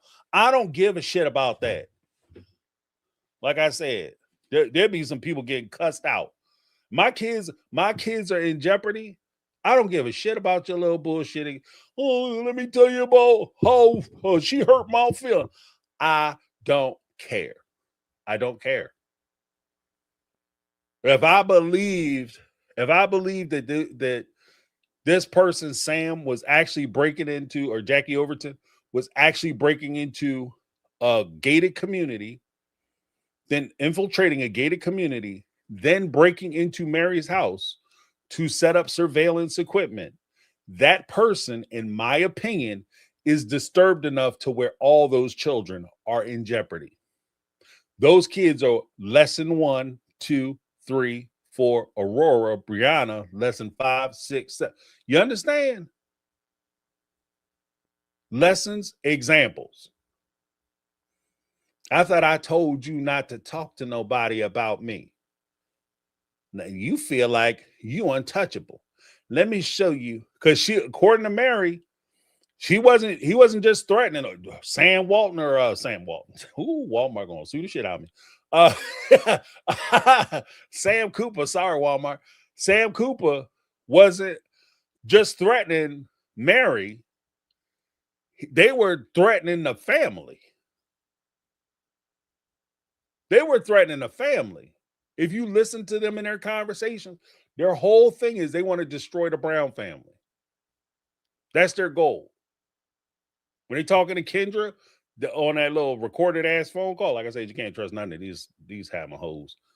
But you sitting there talking to them, they recording the conversations.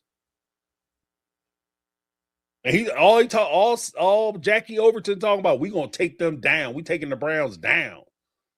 And my kids out there playing, and you threatening the family.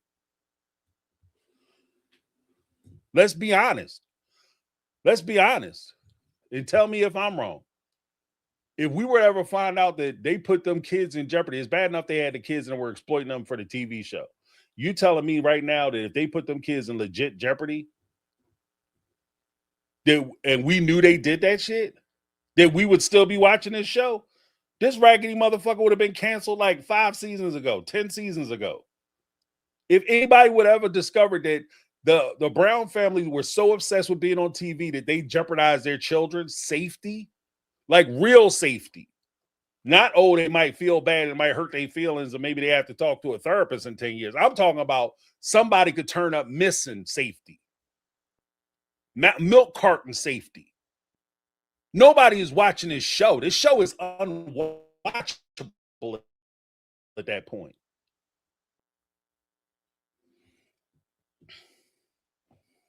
I'm just saying.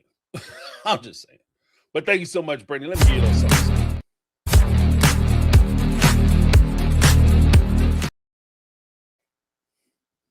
I'm just saying, like, and you say whatever you want to say about me, but y'all know that shit is true. That's 100.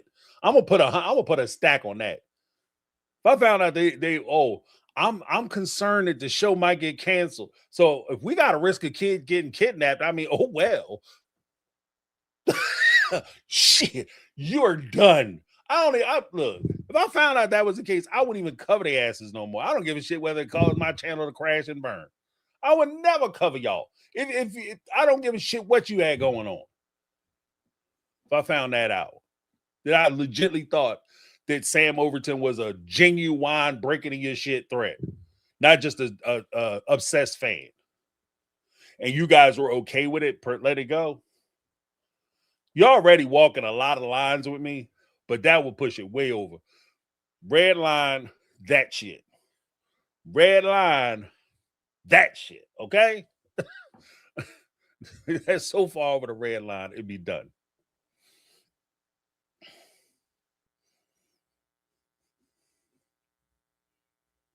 Oh, what is this? Wendy. What did Wendy say? They 100% put their kids in jeopardy, but just by putting them on TV, period. There's a reason Tyler's and Tiara's was a hit. Some people love to see children on TV.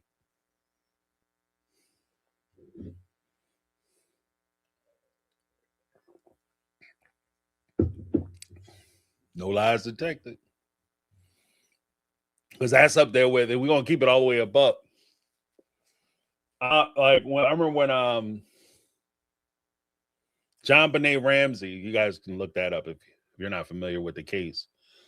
But JonBenet Ramsey was a little girl, and that's when a lot of the Tyler's and Tiara stuff, like the baby pageants, were really exposed, because it started to shape out that it was disturbing, because you took little girls essentially and dressed them up like women, like full on, like full makeup, full face makeup, high heels, evening gowns, hair's, done up, and updos and all that.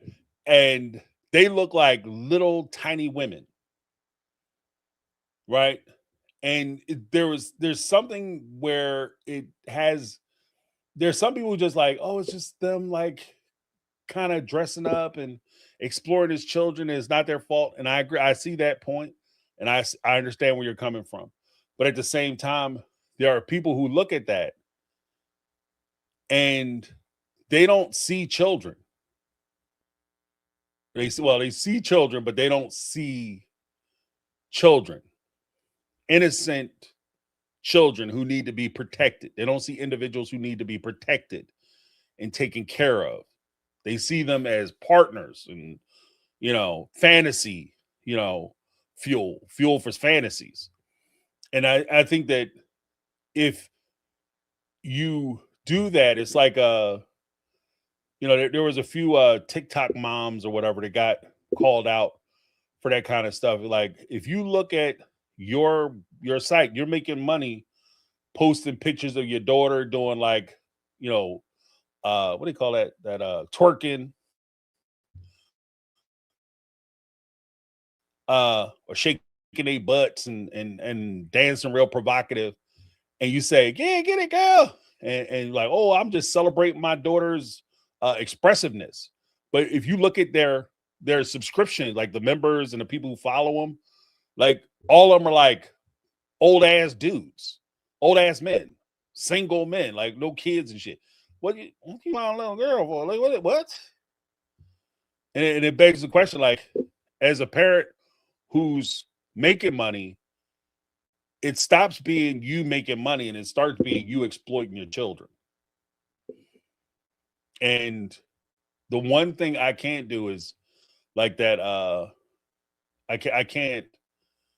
I like I understand there's going to be kids in Hollywood. There's going to be kids who are filmed for shows. I get it. I get it. I'm not crazy. But when you are putting your children in a position where they can be targeted, and it's clear that it's not just them being youthful children and you're recording their life or life experiences as children, but instead you're adultifying them, you're turning them into adults, essentially like little adults who just haven't hit puberty yet. Like that, you know. Cause I'm gonna be honest, like I, I have good looking kids. You know, I mean, they take after their mama. They take after their mama. They good looking kids. They got their mama's looks, you know. But one thing I've always said that I I understand and I can appreciate somebody coming up when they were babies and saying, "Oh, look at he's so cute," or "Oh, he's handsome," or "She's pretty." But the one thing I would never tolerate is somebody saying, "Oh, look at them, they look sexy," or something to that effect. Right? That's different. That's different. Like my kid could be cute all day, could be pretty all day, beautiful all day. You know, oh look, he's handsome. I can do that all day. But the second you start talking about my child is sexy, and I just, especially if I just changed his ass like 2 seconds ago. You know what I mean? He just had a whole load in his pants. Talk about he's sexy. He is not sexy. Okay, there's nothing sexual about my child. Like that is ridiculous. Like we all had to put cease and desist that shit. That has to stop. But when you do these types of events, you got to realize that you're sexualizing your children. And I think that that is part of what you have to acknowledge the driver of that show is. When they watch the dance kids and stuff, it's not, a lot of them people who tune into that show aren't tuning in because they trying to watch these kids two-step, you know. So I'm just saying. Like, cause I'm gonna be honest with you, Sister Wives kind of pushed the line a little bit. You know what I mean? Like Sister Wives pushed the line a little bit. We're having the kids on and exploiting them and not giving them no money and stuff. That pushes the line. But the kids were always presented in a way that was respectful for the most part. I mean, they didn't have them kids walking around with their butts hanging out or grinding on poles and stuff, trying to do adult shit as children. So, just saying. Brittany not Brittany with the $1.99 super chat said, "See, Christine, this is a valid reason for not to F with Mary." Yeah, yeah, yeah. And that would be like if she had have came out and said that, I would have been like, okay. I mean, she put my kids in jeopardy and she ain't tell me shit. Yeah, that's why I don't F with Mary. I would even disagreed. I had to say, okay. No, I mean, I'd probably be in that same camp. Like, you know what I mean? Like, I'm gonna be mad at her for saying some shit I would have said. Like, because one of the things you cannot do, you cannot put my kids in jeopardy. You can't put me in jeopardy. Like, if I was having a problem with somebody and a buddy of mine was at a somewhere. He's out, right? And he hear a group of guys say, "Yeah, when I see that James from My Take on Reality, I'm gonna push that full wig back, right? I'm gonna 69 or whatever, 68 or deep six or whatever. Slump his ass, right? I'm gonna whip the shit out of him with this baseball bat in my trunk." I would expect my friend to come back and be like, "Yo, James, watch your back." I ain't say you got to jump out there with me. You ain't got to jump out like the Lone Ranger or some shit and help me. But you got at least let a player know. Don't have me walking around thinking everything's sunshine and rainbows and all of a sudden, like, look at these guys. Must be some kind of baseball game or something because everybody's got bats. Where are the balls and the gloves? Like, what the shit? Let me know. Let me know that I'm in jeopardy. Yeah, we're gonna get into that. Like I was thinking about doing that too. Because Jody Periscala actually made the suggestion, I think is valid, that we talk about like the whole catfish subject in a more broad and comprehensive way. Because because I want to explain to folks that again, this isn't a married situation. And I would even go as far as to say, you know, even like my assessments of polygamous relationships or different types of relationships, you don't necessarily have to be in a group to understand a thing, because when you understand the concept of a thing and the nature of a thing, it's easier to see a through line. And there's a through line on how Mary was susceptible to the catfish, how she fell in with the catfish, and why she couldn't tell about the catfish, why she would be compelled to keep that secret, and why it would be built into their relationship. How it could happen not only with somebody who is in Mary's situation, but there's a through line, because if you understand how PDF files groom children, it's kind of the same thing. There's some of the same principles at work there. So it's just understanding, like, if you can understand a concept, you can apply it to many different applications. And it's just presenting that concept, and we're going to apply it to many different applications to show that it's not just the thing that would affect Mary, and how people can fall victim to it, and how it can hobble you, limit you, and keep you from being able to reveal that you are the victim of it, because there is a sense of shame involved. There is a whole litany of reasons as to why you won't run out and be like, this mother did this. It's built into the relationship and into the system. That's why catfish tend to not, they're like the experiences of people being catfished, whether it's for romantic reasons or conned, typically they call it being conned, for financial reasons, is because, and there's an underreporting of that, because there's an embarrassment factor, because it's built into the way you design it. And I'll explain it in a video. But thank you so much, Brittany. And shout out to Jody for that idea. Then we had Megatron with the $5 super chat. Megatron's trying to get them Autobots. Top rope for Janelle. Special delivery. Mary is Mary's responsibility, and she made choices that got her in deep ish. And now needs to tell the truth. A, tell the truth. B, stop covering for Robin. Amen to that. C, listen what somebody is telling you. Make it try to keep it in a buck. 100%. Let's go through again. Mary is Mary's responsibility, and she made choices that got her in deep shit. Now she needs to tell the truth. Been saying that shit. When you tell the truth. Well, remember the old saying? I don't know. Maybe it's a southern. I think I heard a lot. I heard a lot down south. Tell the truth, shame the devil. Tell the truth and shame the devil. Like, because when you start telling the truth about your situation, you take a lot of power away from people who are trying to hurt you and offend you. Again, I'll talk about like the whole makeup of how this system works and how it is designed to keep those secrets. But you is a big part of that. And their power is you keeping that secret and you not telling the truth, being too ashamed or embarrassed to come out and say what actually happened.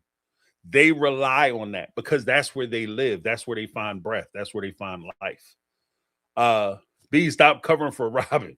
Yeah, because your desire to not have Robin embarrass you, it's like, in a way, weird way, it's like you're in a you're in an argument with somebody and they're trying to say and do shit to you to hurt your feelings, to drive you to just walk out a window, right? Open a window, walk out on the 10th floor, right? I'll meet you on the patio, right? They trying to say shit like that. And then you refuse to retort because you don't want to hurt their feelings, right? You understand what I mean? Like they coming at you with full on. What is Robin not saying that you scared she gonna say? Because she's already implied a lot. And so that's what I'm saying. Like the best thing Mary can do, come out and tell the truth. Shame the devil. Even as somebody said it earlier, as I've been saying, 8 Mile that shit. And Eminem did that. It's funny because Eminem and I are probably close to the same age. And that's something that I learned like in high school. You know what I mean? Like if you say it first and you get it out there, like, look, this is what it is, blah, blah, blah, blah, blah. Okay, what? And and that's why I say, like one of James's things, like be honest with yourself. If you're brutally honest with yourself, that gives you the freedom and the ability to be brutally honest with other people. If I'll tell my secrets and I'll hurt my feelings, then you don't have a chance. You have no chance. You have no chance. Because you're not going to say something to me. Oh, I can't believe you said that shit. I've already said that shit to me, so it don't matter. Everybody already know that. What? Now let's talk about you and your deep, dark secrets. Let's tell the truth about you.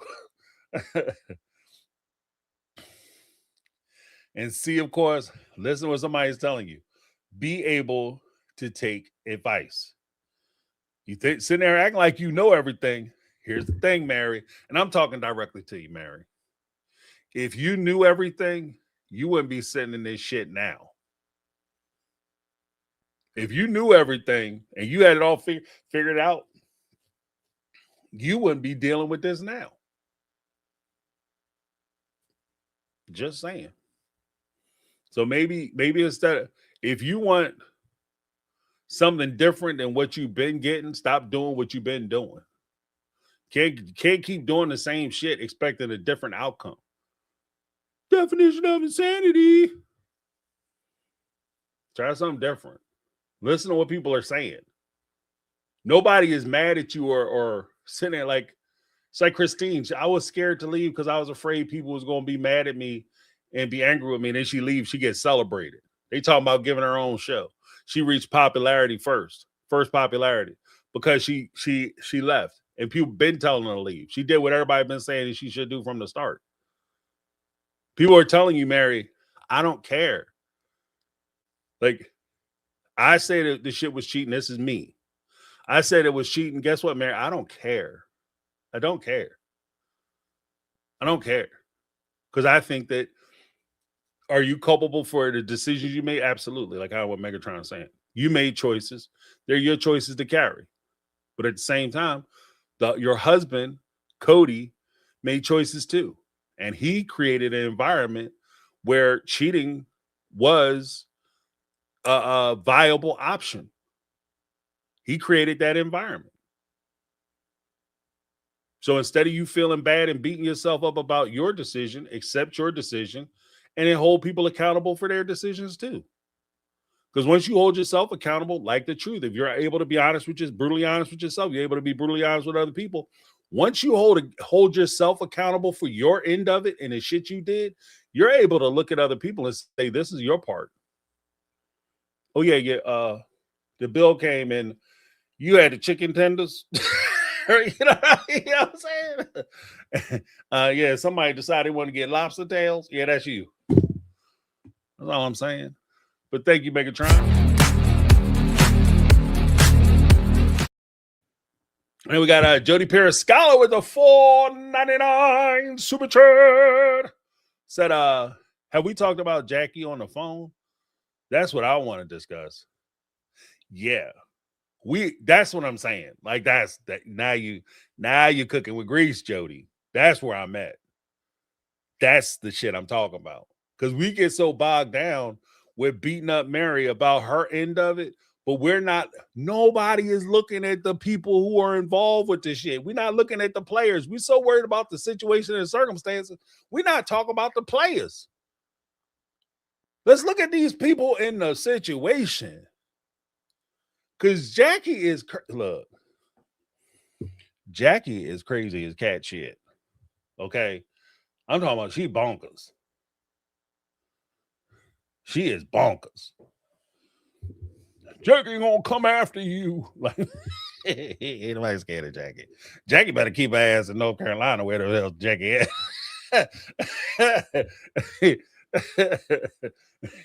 Jackie don't want to do this. And the last thing she want to do is, look, you come up here. I'll tell you what, Jackie, you can bring your ass up here and you threaten my kids. I'm not going to do shit to you. I'm just not going to stop my wife. You do you, boo-boo. You do what you feel like you got to do. I'm just telling you. I'm the calm one. I'm the calm one. If you think you're gonna come up here and do something to me and threaten my kids, shit. You talk about, look, I suggest you go to a 19, when that movie come out in the 80s, go to the first Terminator. The way Reese talked about the Terminator. That's my wife. You mess around with them kids. she ain't gonna stop. She ain't got no mercy. There's no pity. She don't care. She's not gonna stop. She's just gonna keep coming. She's gonna keep coming. You ain't gonna be able to stop. There ain't no reasoning with her.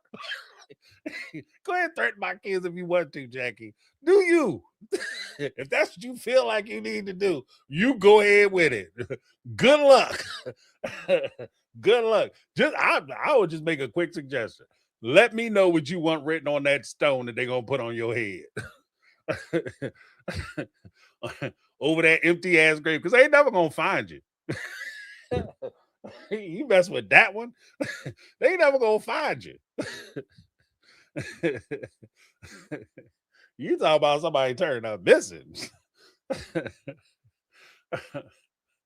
Go ahead, you mess with Mama Mate if you want to.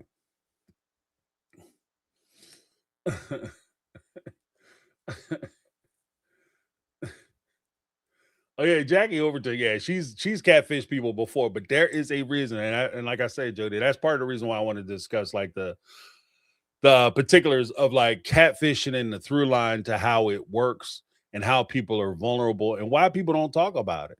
Because the power in the catfish isn't just in how they manipulate you or treat you, or the fact that they treat you, but how they embarrass you to the point where you never feel comfortable coming out and saying, this is what happened to me. And because you never come out and say, this is what happens to me, you enable the catfish, or in other cases, the abuser, to continue that behavior. Because people refuse to talk about it. People ignore it, pretend like it never happened, try to get past it, try to work through it, and they never talk about it. And they never talk about it fully. And because you don't, you actually do the future victims a disservice. Because even in Mary's situation, one of the reasons why I believe the catfish is so determined to take down not only Mary, but the Brown family, including to ruining them financially by trying to get them kicked off the show. And this is back in 2015-16 when she had a campaign to try to get them kicked off the show. The reason why she was doing that was because it destroyed her ability to operate in anonymity, because her face is plastered all over the place. So now people who she potentially could have, tried to slide into their lives, they recognize that, oh, you that one with Mary Brown. Oh, no, I'm not really Mary Brown. I'm Lindsay. Or what was her other name? She had like 4 or 5 names that she used just with Mary. Sam, Jackie Overton was Sam. I think Lindsay, somebody else. She had like 4 names, Arlene or something. She had 4 or 5 names that she was operating as like different personalities. And when you blow them up, it's like any con man, or even on the other side of the law, an undercover officer. If you have an undercover officer who's on the front page of a newspaper or on CNN because he busted a big drug ring, he worked undercover and busted this big drug ring. How many drug rings do you think that guy's going to be able to bust moving forward? As soon as he befriends her, oh no, that's that dude from Channel 6. That's that guy that was on CNN, MSNBC, Fox News. They had like two tables worth of product and weapons, and he's standing there with a big cheese grin on his face. Talking about I took them all down. They're gonna be like, get out of here, copper. I smell bacon. Like, there's no way. There's no, like, you're ruined. And the same thing with con artists, the same thing with catfish. The worst thing that happened to catfish is publicity.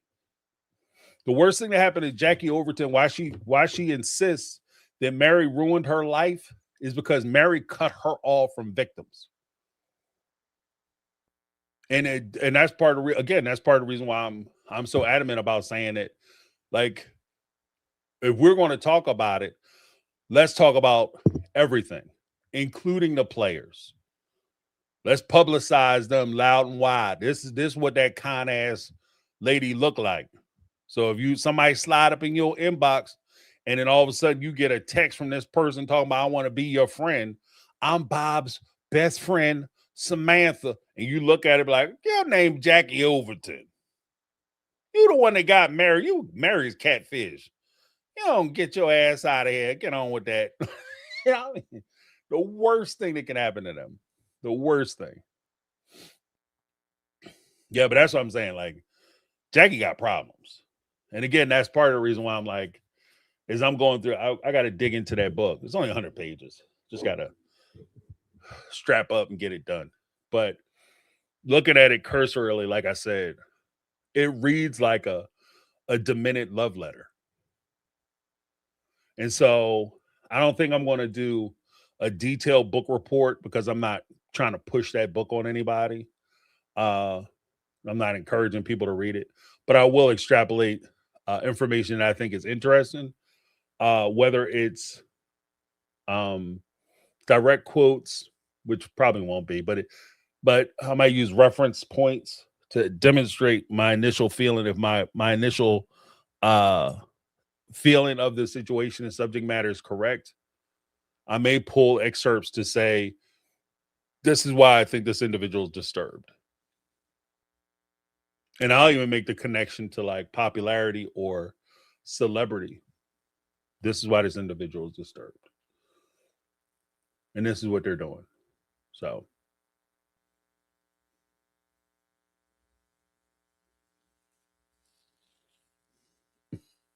Megatron crazy. Said, my toxic trait is I would have Jackie so insane she would be committed. FIFO type ish.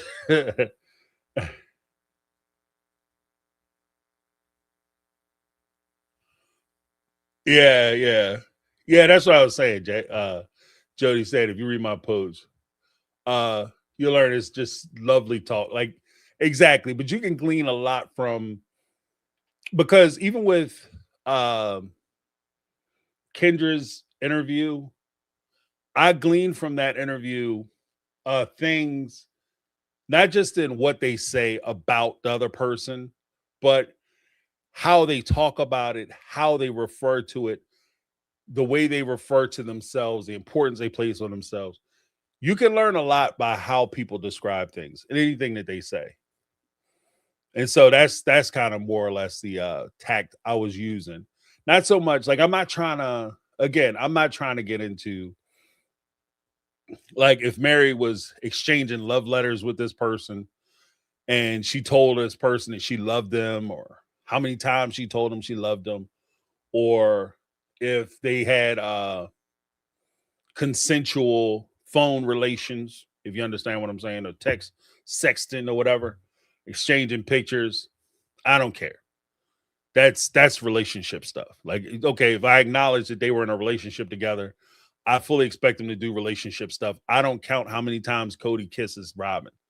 I don't care because they're in a relationship. I don't give a shit. Like I don't care how much many times like Mary told the catfish that she loved her. I don't care. You know what I mean? The fact she did it, okay, got it.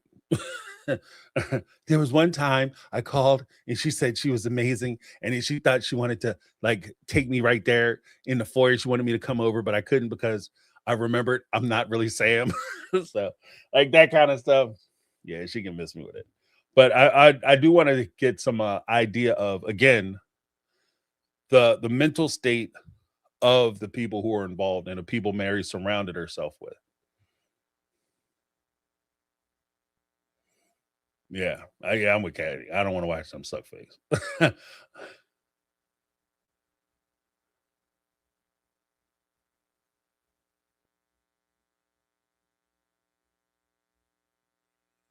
Wait, what's this?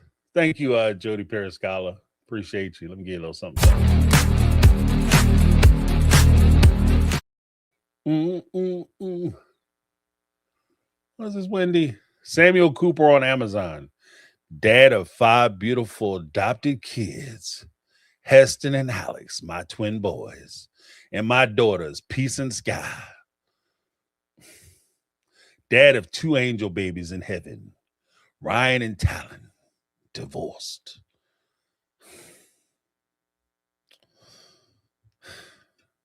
I don't know.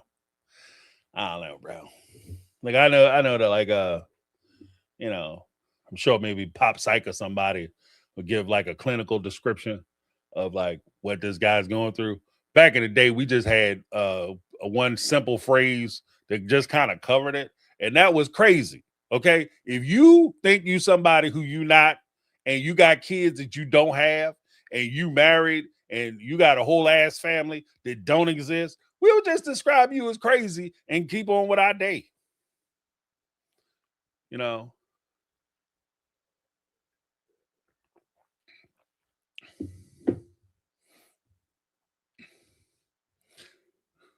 but yeah, and I like I said, because I kind of if I'm gonna keep it all the way above, I got stuck on the forward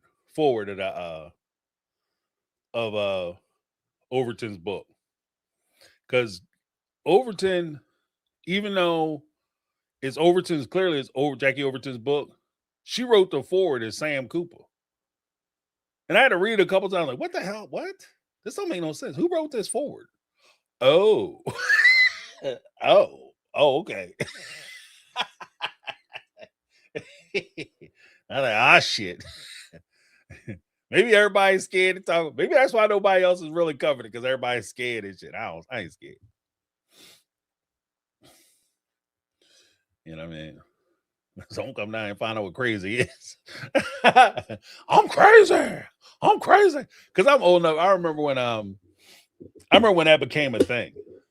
That everybody would sit there and pretend like they crazy and they got like unstable and oh, you don't want to mess with me because I'm crazy. The origin of it, where it was popularized, was actually a movie starring Danny Glover, Mel Gibson, called Lethal Weapon. In that movie, Danny Glover played a cop who was about to retire. He was partnered with a young, hotshot, half-cocked, Looney Tunes ass partner named Riggs, who had a death wish, right? So the whole time, Riggs was actually trying to knock himself off because he felt guilty about his wife being getting slumped. So he was trying to join his wife in the hereafter. So he did a lot of crazy stuff. And he was like, whoo, whoo, like that, like over the top, I'm crazy. And I remember when that movie came out, and I remember people trying to emulate that. So people have a tough time, and all of a sudden they start pulling the rigs. They start acting, oh, I'm crazy. I'm crazy. You don't mess with me. I'm crazy. And I'm telling you, because I've been around. I've been around. And one of the things I've always noted was the sure shot way for you to discern whether somebody is crazy or not, like really crazy. And I'm saying this colloquially, not like, according to the DSM-5. I'm saying just colloquially, crazy, right? Unstable. Is that when you tell somebody I'm crazy, you don't want to mess with me, I'm insane, I'm nutso, I'm bonkers, you're not crazy. Because a real crazy person can't even imply that they are crazy or there's something different or wrong with them. You know why? Because they heard that shit their whole life and they don't like it. So if you say to somebody who is actually crazy, man, you crazy, dog, you crazy as shit. You're gonna have to fight that dude. That's when I say fight, I mean like you gonna have to for your life. Because his crazy ass is coming. He bringing 10 people with him.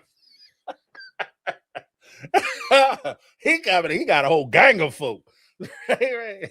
But you can't even call them all by name because if you say something, you're gonna switch personalities on you. So now, man, I remember when that happened. But yeah, she's cuckoo. She cuckoo for Cocoa Puffs.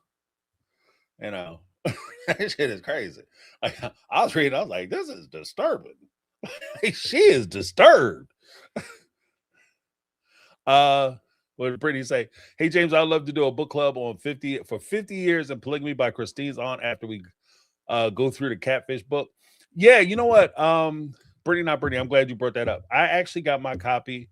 Oh shit, I forgot to send Caramel Cuties that I'm such a bad host. Such a bad host.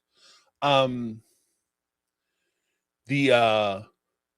name of the book that I just received is called Conflict is Not Abuse. Overstating Harm, Community Responsibility, and the Duty of Repair. By Sarah Schulman. I was thinking like I'll read through that book because that was kind of interesting to me. And I was thinking maybe we even do one on that. So we'll bounce. I'll let everybody know because I did want to start I did want to start a book club. And I think that might be a good book to start with. But that was recommended by Brittany, not Brittany. Here, I'll post it in the top of the chat. What the book is called. Conflict is Not Abuse.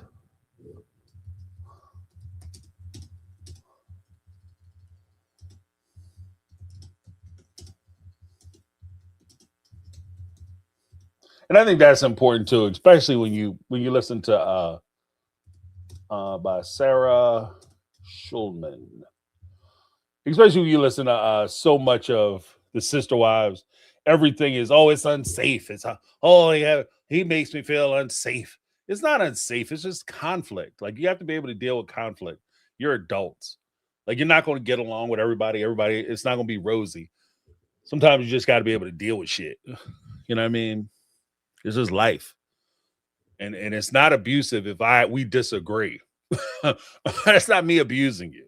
Okay. And people who say shit like that, and I don't want to be an asshole about it, but people who say shit like that, you have no idea what abuse really is. You don't know what abuse looks like. If you think that's abuse, you don't know what abuse is. And I'm not like trying to be like a behaviorist snob or whatever, oppression snob, but that's not what abuse looks like.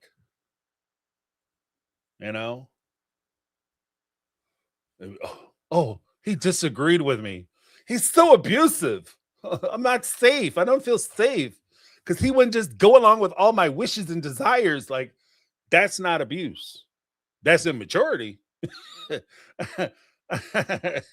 That's immaturity for sure. You know what I mean? Oh, that's not abuse.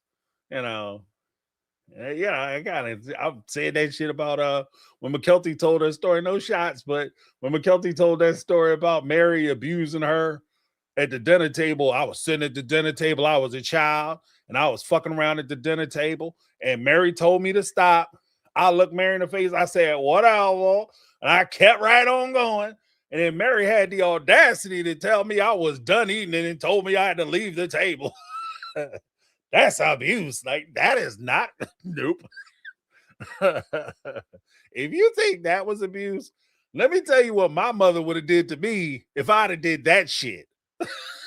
If you think that's abuse, you have no idea.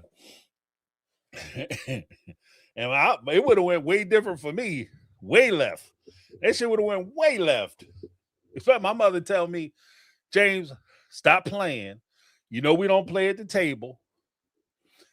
You don't play over the food because my mother, she like, I work hard to put food on the table. And the last thing you're gonna do is disrespect the effort, time, and financial sacrifice it took for me to put this meal together. And by financial sacrifice, I don't mean we were sitting there struggling for pennies and shit. I'm talking about you could have said she could have went and did her nails or got her hair done or went on a cruise or some shit.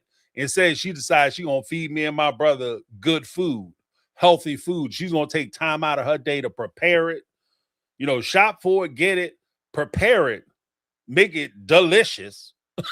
Okay, my mother could cook. She put a whole foot in that shit, right? She cook her ass off, son. So she gonna make this shit delicious, and you gonna sit there and disrespect her efforts by messing around at the table, disrespecting her and the family by doing that. Oh, and she had to tell you to stop doing it. She had to tell you to stop doing it. And then after she told you to stop doing it, you kept doing it. I'm telling you, my mother and my father's response to that situation, if McKelty's analysis of Mary's response was abusive, my parents' response would have been nuclear. Okay, it would have been nuclear. There would have been a mushroom cloud over my house. Had I did that shit. Look, my mother, she just got finished telling me to stop. And I'll blow it off and I keep doing it. Oh, I wish she would send me to my room. You know what I'm saying? I wish she would send me to my room. You crazy? Shit. Oh, you want? Okay. Oh, now yeah. Oh man, I can hear this shit now. Okay. I tell you what, especially if she got to get up from her hot meal to correct the situation. Oh, you getting it all the way around. You getting it for messing around at the table. You getting it for insubordination because she told you to stop. You said, F you, I'm going to keep doing what I want to do because I'm grown. That's what I can hear the conversation now. Oh, you see, you think you grown, right? So you're getting it for that. Then you're going to get it because you messing up her meal now too because she got to stop eating to fix whatever it is. And so, and then after she take you and do what she going to do to you, right? Because I didn't grow up with timeout. Like I didn't grow up in the timeout era. I was pre-timeout era. So after she done did what she gonna do to you, or your dad go take you do whatever they're gonna do to you, you know what they're gonna do? They're gonna make you sit down at that table and finish that food. That's what they gonna do. Because we don't throw shit out. It's like, eating peas. You drop a pea on the ground, we gonna be back downstairs. You have no idea. You have no idea. If you think that shit was like I said, I'm not trying to run the oppression Olympics. And I would never say, and I say this shit with confidence that that's what would happen in my house. It never happened because I wasn't that crazy. You know what I mean? But if it did, I would never part out my lips that any form of fashion was I ever abused. I was never abused by my parents. Never, ever, ever. Never, ever, ever. So there's no way in the world I'm gonna look at they shit and be like, yeah, that's what that is. That's abuse. And like my man said, you got the chart. The more you F around, the more you gonna find out. You know what I mean? It's a direct correlation. The more you F around, the more you gonna find out. So, and it all got like that. I love that phrase, FIFO. I love that. But these kids, what trips me out, these kids act like that shit is new. That's not new. The only new thing is we always, my generation, generations before me, and a few generations after, we always knew FIFO. We just ain't tested.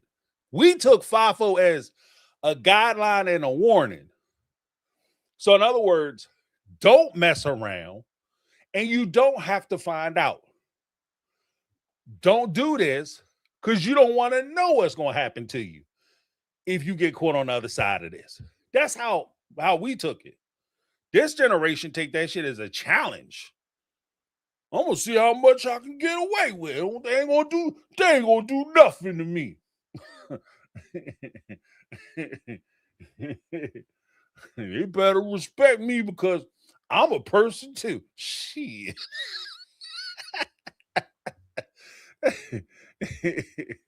I wish a bug would, boy. Like, cause shit. And you get down, and last thing, because that's what I'm saying. FIFO, perfect example, same example. FIFO. McKelty, she had to find out. She messed around and she'll do your worst, right? Me, I'll be like, no. Because the second my mom said, if she had to check me at the table, no, stop playing around, eat your food. If she had to do that shit, that's already too much. Because I know whatever's going to happen after that is going to involve me standing there trying to explain some shit. And my mom's or my dad, or both my mom and my dad works with horrible situation, right? And I'm trying to sit there and they say, no, see, you want to do all this talking now. Ain't nobody, we done talking. You know what I'm saying? I mean, nope. No, we in the find out stage. That's what that means. Like back in my generation, we get, you want to talk? Oh no, we done talking. Because at that point, everybody involved understand we're in the find out stage of the situation. There's no conversation in the find out stage because you finding out. Right? We didn't have a little cutesy terms. We just had it is what it is. No. I ain't gonna do it again. I bet you won't. I ain't gonna do it again. I ain't gonna do it again. I know you won't. Not after this. You're gonna be straight for a week. Yeah, no problems. Oh.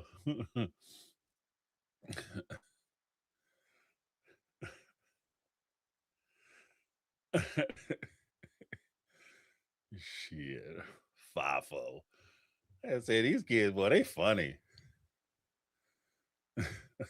I'm inventing stuff. No, you're not. We had FIFO too. We had it too. You know what our FIFO was? Ooh, you gonna get it. Ooh, you gonna get it.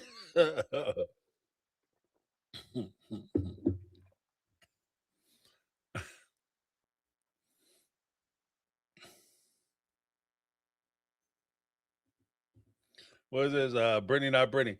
Ain't no damn way I could sit up next to my mother and tell her at any time in the past that I stole money from her to buy any damn thing and think I was going to finish the story with all my teeth. Yeah. Because that's the thing. Because that's another thing. Like, what's funny to me is like this generation too. It seems like they have like this. They like the Law and Order Matlock generation and shit. You know what I mean? Like everything is like, well, that passes the statute of limitations. That was years ago, and I got away with it, so you can't do anything about it now.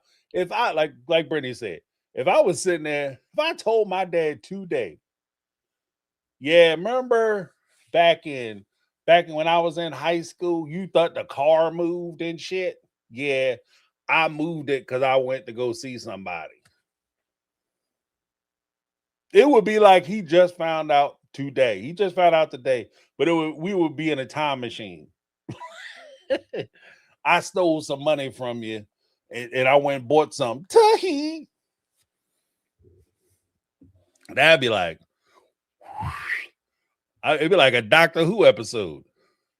All of a sudden, and the screen be all fuzzy. And that'd be you heading into the light because they were like, oh, you told me that story. He was tired of living. Ain't nowhere in the world I'm telling that story. There's some things you got to take to your grave. That shit is not funny. Mom, remember that time I stole your credit card and I bought myself something?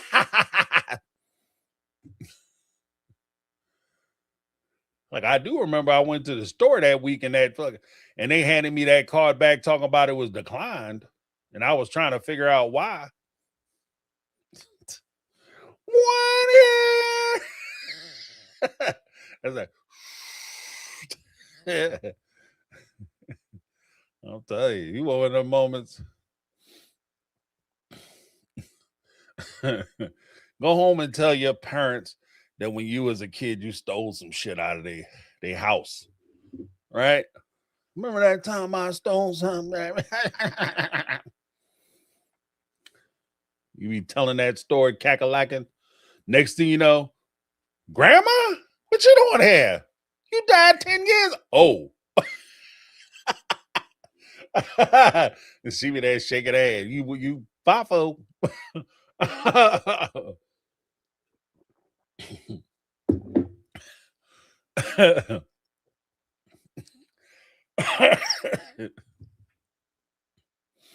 I don't know why you thought that story was safe to say.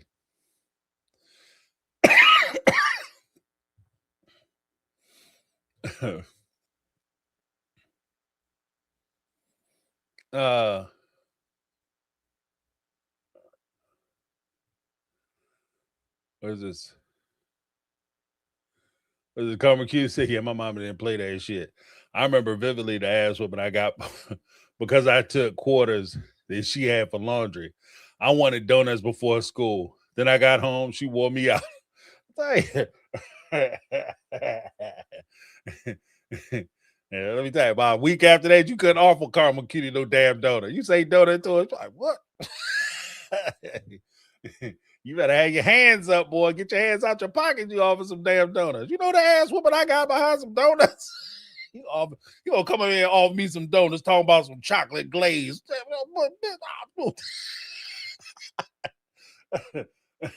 I'm gonna knock your teeth out like the gravity creeps.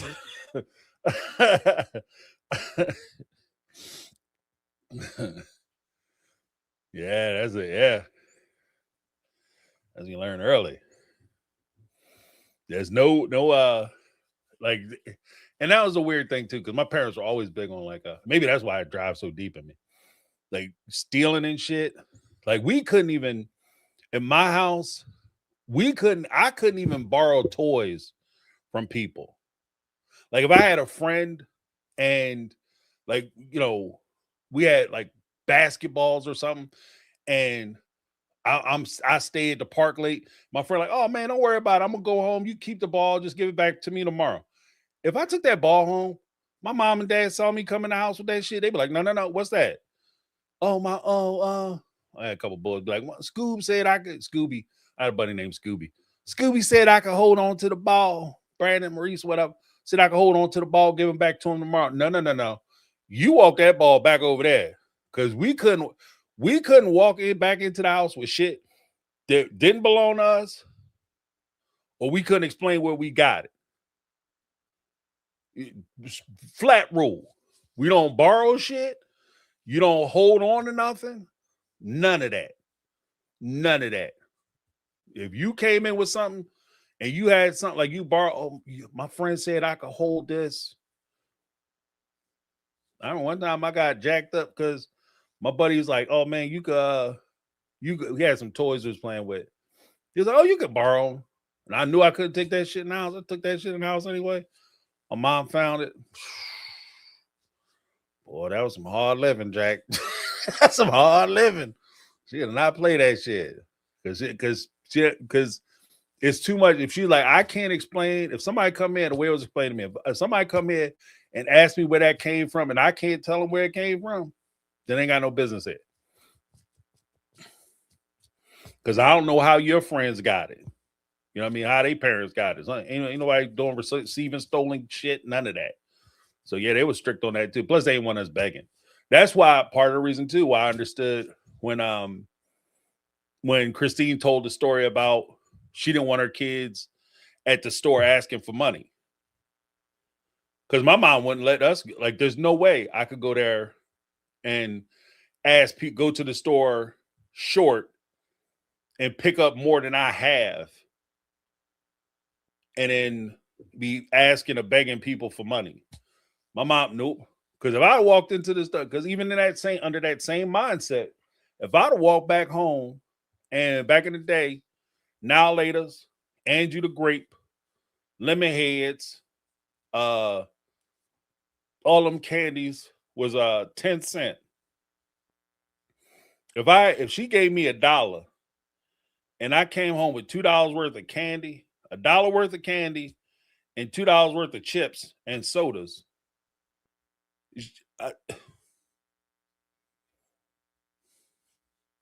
yeah, it'd be a long day on the ranch, Jack. It'd be a long day on the ranch. Like, how the hell you leave out of here with $1 and you come back with $2 worth of shit? Explain it. Oh, got down there and the lady said I have enough, and she just told me to go ahead and take it. So why would you pick it up knowing that you only had $1? Why would you pick up $2 worth of shit if you got $1? Because I wanted it. Wrong answer, man. Wrong answer. So next time you go down there, because I can see the logic of it. Next time you go down there, if the lady isn't willing to let you go or give you the money for it, what you gonna do? Because you want it, right? What you gonna do? No, I'm not gonna do nothing. I will just put it back. Well, you should have put it back today, shouldn't you? I can hear that. I can hear this shit now. I can hear the conversation now. You should have put it back today. You trying to bargain and shit. I mean, I can take it back now. Oh no, it's too late now. Oh no, it's too late now. You done made your choice. I don't want it anymore. Let me know, Carver Keys. Let me know if that's what you said. Did you say that to your mom when she was asking you about the? Oh, you want some donuts? I don't want no donuts. I don't want no donuts no more. I don't never want to know that again. You try to, because there's that point when you right before it started to go down, you know, right before it started to go down, there's always the negotiation period. It's that point when you try to negotiate and shit. You try to look. I mean, let me explain. See, hold on now. Hold up. I see everybody getting agitated. Calm down. Let me explain. You know, yeah. And that's why I love that shit. You ain't talking your way out this shit. You know? Maybe that's why I don't know how many people how many people are I don't know how many people are familiar with what's the name of that movie? Pulp Fiction. there's a scene with Sam Jackson. And Sam Jackson, not Quentin Tarantino, Sam Jackson, John Travolta, and there's some other guys who've been in a bunch of other stuff. And they come into this apartment and they come in, John Travolta and Sam Jackson, a hitman. They come in, and obviously the guys wasn't expecting to see him. Dude sitting there with a hamburger, and they eating lunch and shit. He come in, all right, calm down. And he get to talking to him. I was like, that's like what it's like when for those who are uninitiated, that's what that shit is like when you about to get in trouble. Because everybody, like, you know what I mean? Your parents are calm. Hopefully they calm. If they irate, you in a lot of trouble. Right? Who gonna stop them? It's scary. But if they come in calm and they talking to you and shit, and they tell you, all right, calm down. No, put your feet up. Relax. No. So what's going on? Hi, I'm Brad, and your Tom, I forget John Travolta's character's name. And what's your name? Yeah, my name is Wes. You ain't talking your way out of this mess. You know what I mean? Like that whole, like, you ain't talking your way out this shit. Like, you in trouble. You know you're in trouble. You gonna get it. It's just a matter of, like, I'm trying to explain to you what's going on. Pulp Fiction, that's right. And when my man was like, so what does he look like? What does Marcellus Wallace look like? He's big. He's black. He's bald. Does he look like a bee? He said, what? Does he look like that? That's that tone that you get with your parents. Does he look like a bee? No. Why are you trying to mess with him like one, Brad? Why are you trying to like that? Why are you trying to mess up my calm? I told you what to do. All you had to do was take your raggedy ass to the store. I gave you money. All you had to do was go down there, do the right thing, buy your little bit of shit, and come on home. That's all you had to do.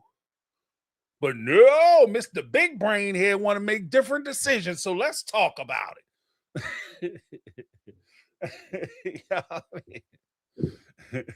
And that old say what one more time. Say what, I dare you to say what one more time. That again is fresh off the ass whipping experience. What? Because you trying to stall and shit. What? Say what one more time.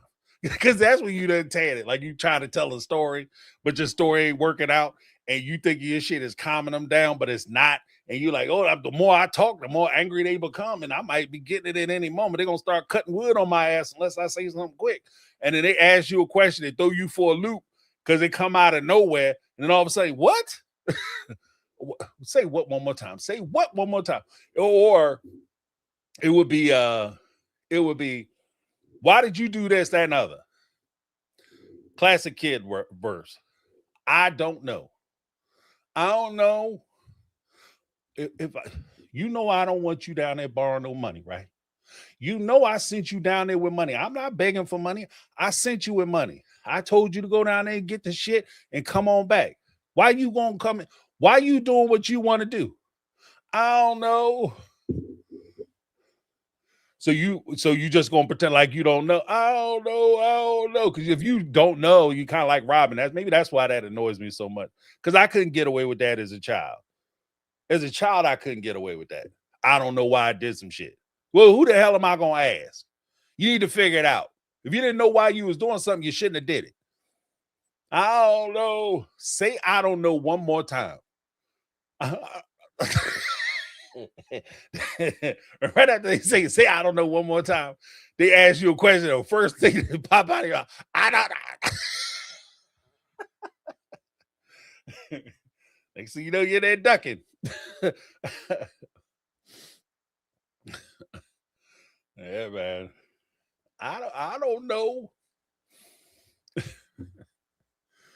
what I told my kids from the rip, boy. When they was little, I said, look, you gonna make mistakes. You gonna do some dumb shit. It's life. The only thing I ask you to do is that before you do something dumb, you do it first and foremost. You do it because you want to do it. Do it because you want to do it. Don't do it because your friend talked you into it or something your friend say. Do it because you want to do it. Secondly, have a reason prepared. So if you get in trouble and you have to stand on the carpet, you able to explain it. Now, it might not be a good reason. It might not get you out of trouble, but at least have a reason. Because then we could talk. Right. But when you stand there and say, I don't know, it comes off as, and this is, I think, the catch for parents. When they hear I don't know, it sounds like I don't care. I don't care enough about you or this subject matter to really think about it. So I never really considered it because I don't care. And that's what I think, that snap that happens in a parent's brain. So, yeah. I mean, some of Pulp Fiction for some folks who are a little squeamish might be hard to get through, but that scene is definitely worth it. Especially if you grew up like I grew up, you see so many elements of, yeah, that's what that shit is like. You didn't try to explain some shit. Especially you did something with your brother. He like, this motherfucker, he weak. He gonna tell. Snitch ass. He ain't gonna hold the line. We got a story, we need to stick to it. He gonna crack. You can see it in his face. Soon as we got down into the basement, this mug start crying.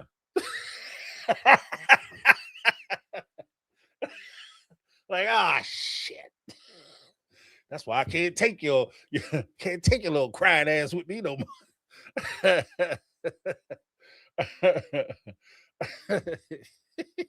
That's so crazy.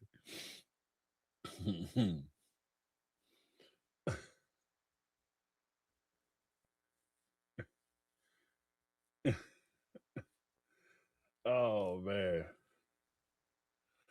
It is nuts. It is so nuts. But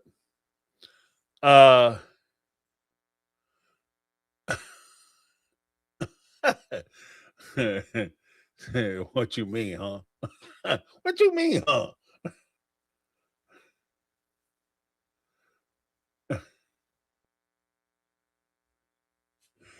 What is this? At Karma Cuties, whooping shouldn't be the go-to punishment, but there are definitely some situations where I got, yeah, you earned that. Well, I think that it's like even back in the day, my parents' approach to it was a tool. It wasn't the first tool they reached for, but it was certainly a tool. And it really depends on, I think that it depends more on what you're dealing with your child and where you are. Because there are certain things, like certain kids, you could talk to them all day. You put them in timeout, that's the planning stage for the next caper. 100%. Other kids, like my kids, like especially my daughter, she's she rough and tumble when it come, like she's very straightforward. So she'll say what's on her mind. But like if I really wanted to hurt her, it wouldn't be a matter of me gripping up or doing something crazy to her. It's just a matter of me, I'm disappointed. That's embarrassing or something to that degree. That would affect her, I think, way more than me ever put my hands on. Like it's your kids. You know how you know how your kids operate. But I would even say, because I saw where TLC's had said, I can never understand how if you hit an adult, you can get arrested, but if you smack your child, that's okay. Your child is child. Well, first of all, you aren't correcting behavior in an adult, so it's a different standard. Second, you aren't responsible for an adult. But there's also the point where I don't think the through line, regardless of punishment, whether it's limitation of privileges like being grounded or corporal punishment, you paddle them or whatever the fuck, you know, which is widely frowned on now. But I think that beyond a lot of that, it's not the punishment itself as much as the corrective nature of the punishment. So I don't think, like, if you listen to people who talk about who got whippings as kids, like caught it as children, it's stories that you tell. Like, we all have those catfish stories. Oh, or not catfish stories. Catfish, get it? We all have those fish stories where, oh, you ever got bit by, your mom did this. My mom one time, I did that, blah, blah, and my mom went crazy, blah, blah, blah, blah. And you tell the story, right? What people who don't experience it, especially if those physical confrontations may have happened in a home where it's not abusive in nature, what they don't hear about when you're telling that story is how much conversation goes before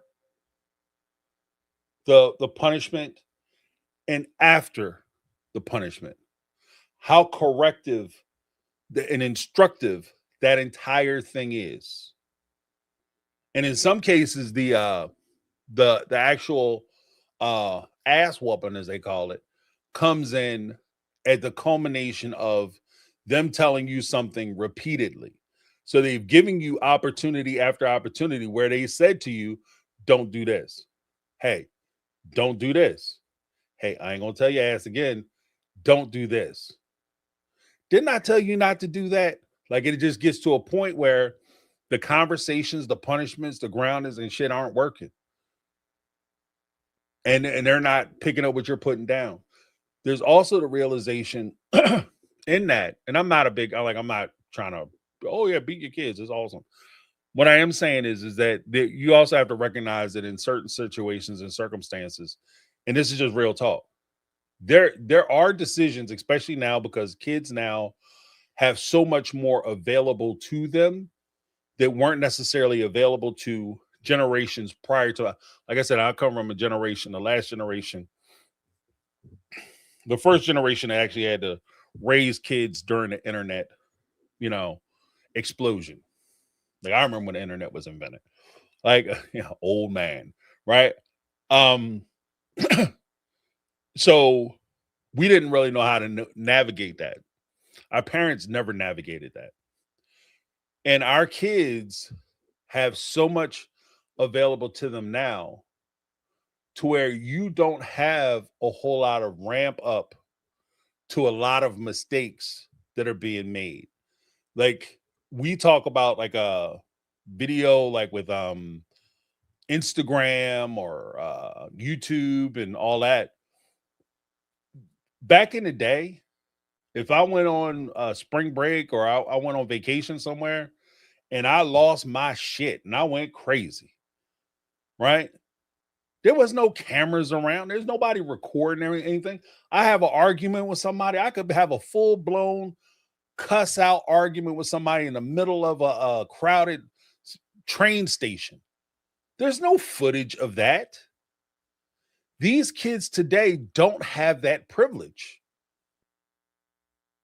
You understand what I mean? I come from the generation where Rakalaka begins with a C and ends with rack. I remember when that was exploded. And that was a one-hit mistake. See, before you could experiment, like kids would go off and they go to college and shit, and they would try stuff, Quaads and Xannies and all that stuff. They do that, and I don't like it. I don't like the way it makes me feel. Right? Maybe do it for a weekend or 2 weeks or a semester. They do it. Not a big deal.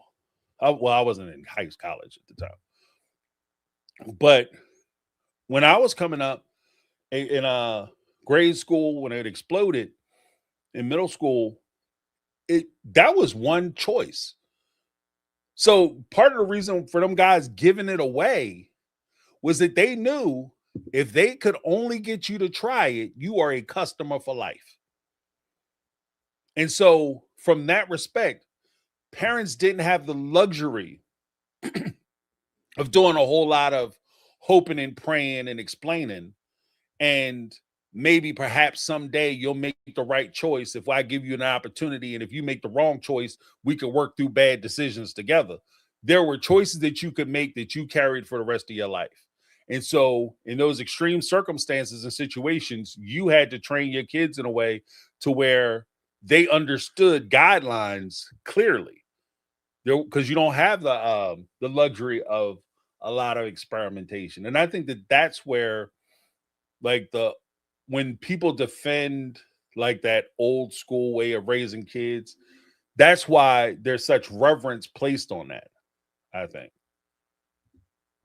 Like I said, I never really thought about it that deep, but I think that's all it is. Because it is. I get what you're saying. It is kind of crazy, like,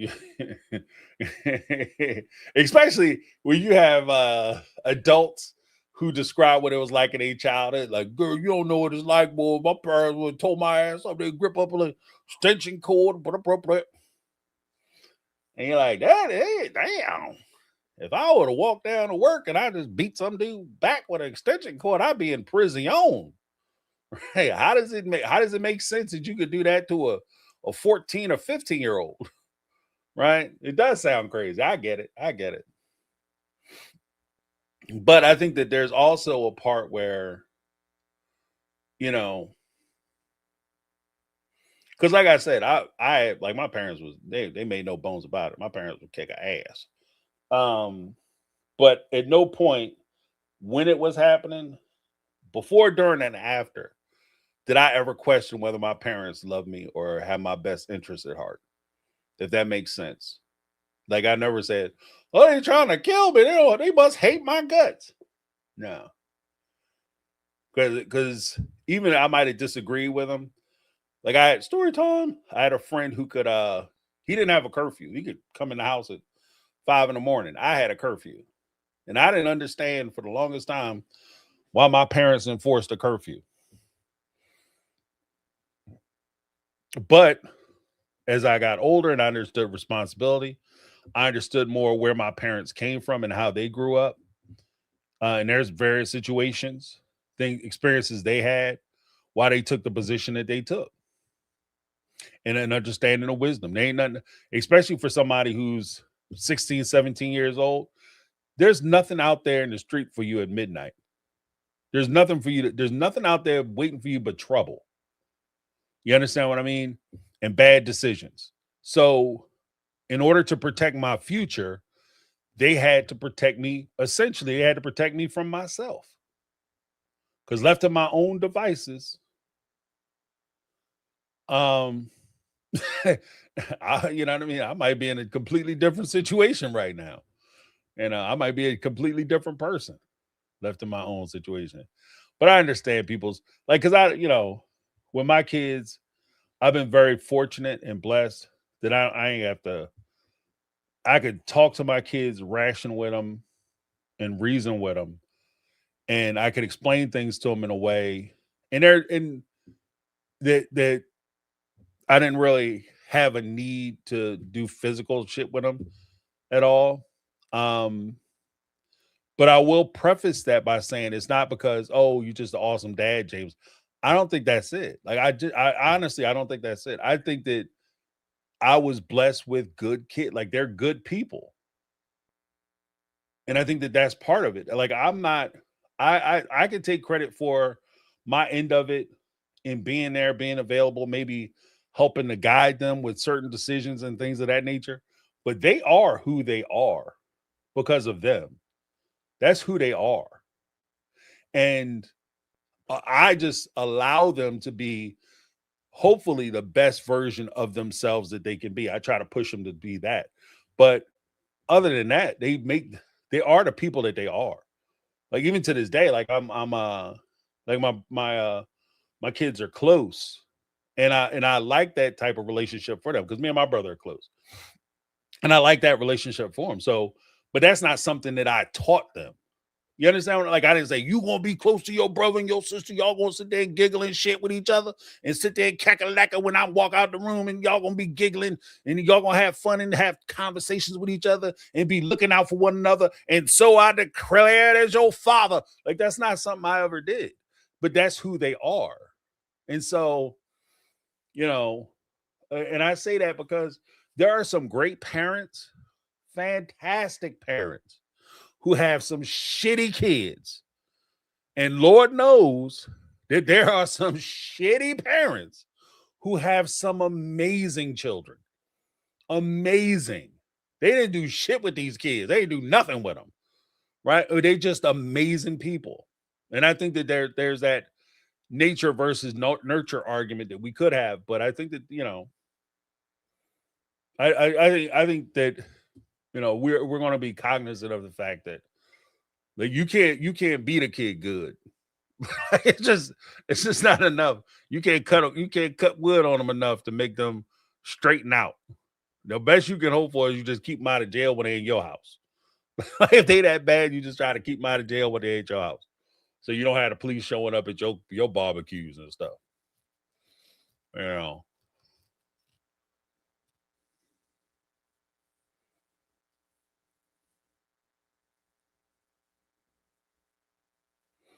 Yeah, but I mean, it's just, you know. Yeah, yeah. Because Joey Periscala said, my bro was a drunk. My nephew turned out terrific. I mean, that shit happens. Sometimes it's because they are crap shit parents. You know what I mean? The kids grow up and like, whatever I do in my life, I am not doing that. I'm doing the opposite of that. I don't want no parts of that. And they turn their whole shit around. You know, it's just some kids are just amazing people.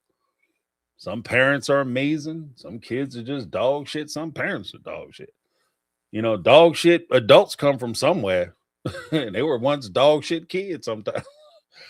You know what I mean? Parents are loving, generous, awesome people. These are selfish sons of bitches. You know.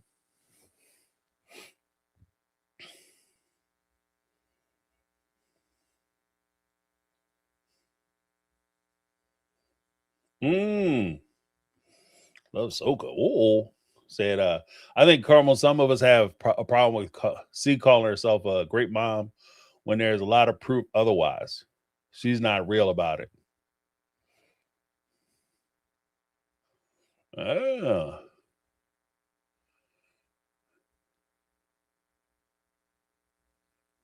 okay. So I'd have more respect if she admitted making mistakes like the rest of us do. Yeah, yeah. Like, you don't have to be perfect. I think that that's the thing. Um, I would just say that one of the things that kind of gets me a little bit is, and I think we'll see more of it as we move forward, is there's a part of them, I think, that they've always tried to present themselves as superior to or better than the people who watch the show, or the fan base who watches the show. And I think that that's a little detrimental for me. Like, they got it figured out, and they're like, even with the I'm going to teach classes. Like, I got it figured out. Like, look, you just left a shit relationship. I've been saying for years you need to leave that shit. Now all of a sudden you leave and you like, let me teach you how to do it. Like, what? What? You know, so that's the part that's kind of, you know, I'm better than y'all, because they actually come out and said it a few times basically. That was just like, oh, that's problematic. You know, y'all need to stop worrying about my life. Like, you need, if you don't want people worried about your life, stop selling your life story.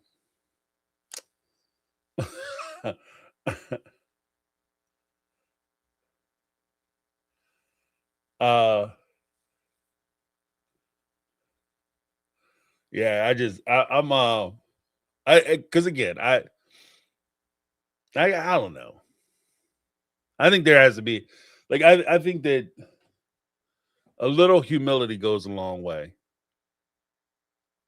You know, I think a little humility goes a long way. Oh, got additional super chats. Let me see. Uh, yeah, I because you just have to recognize that, you know, you might not have it all figured out, which is okay. And I think that that's part of it too. One of the things that just annoys the shit out of me, like I I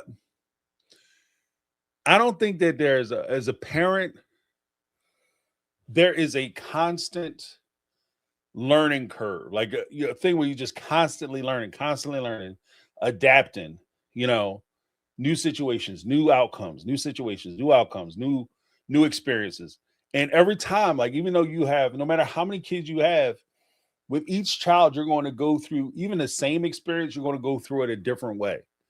And I think that it's disturbing to me when people act like they have the shit figured out.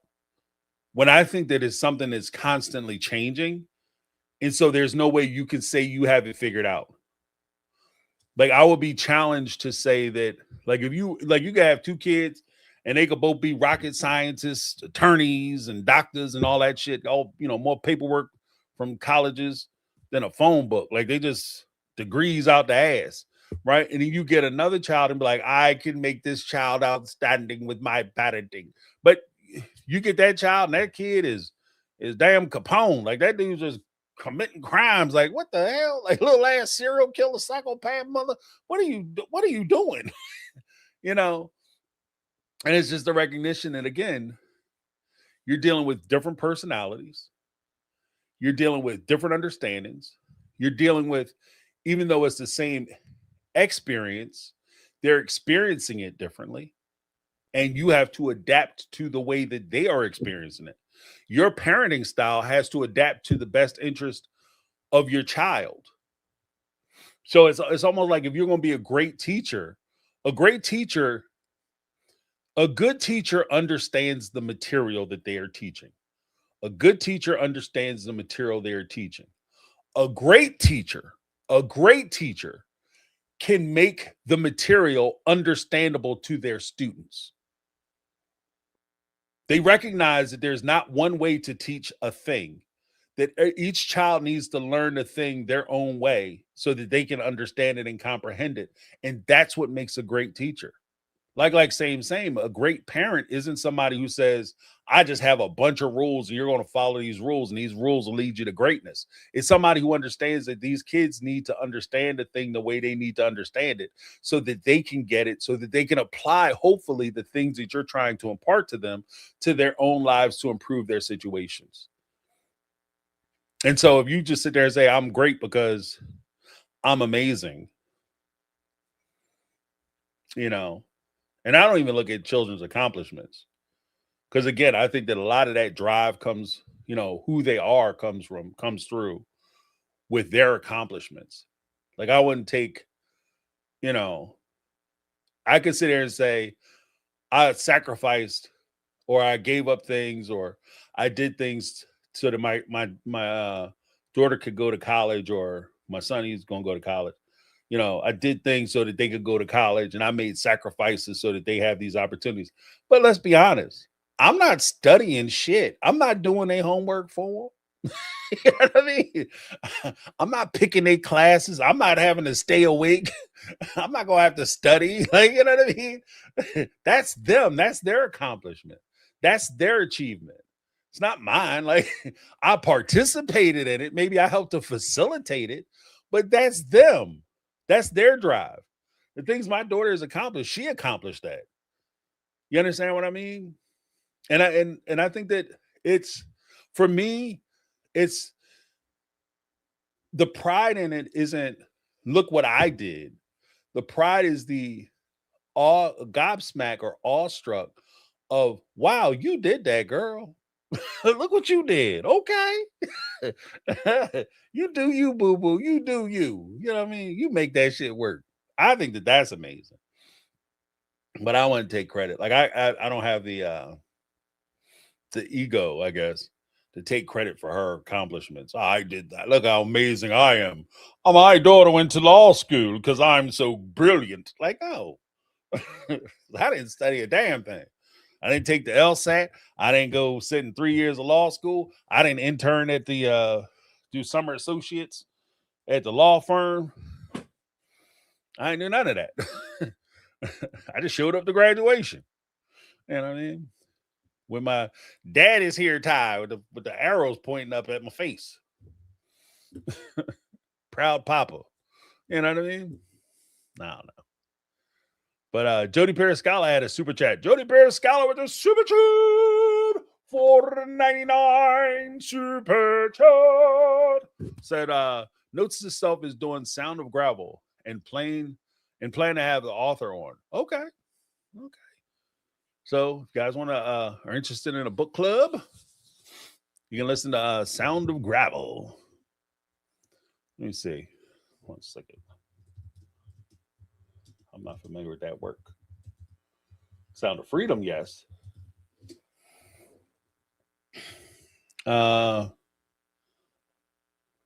Ruth Warner.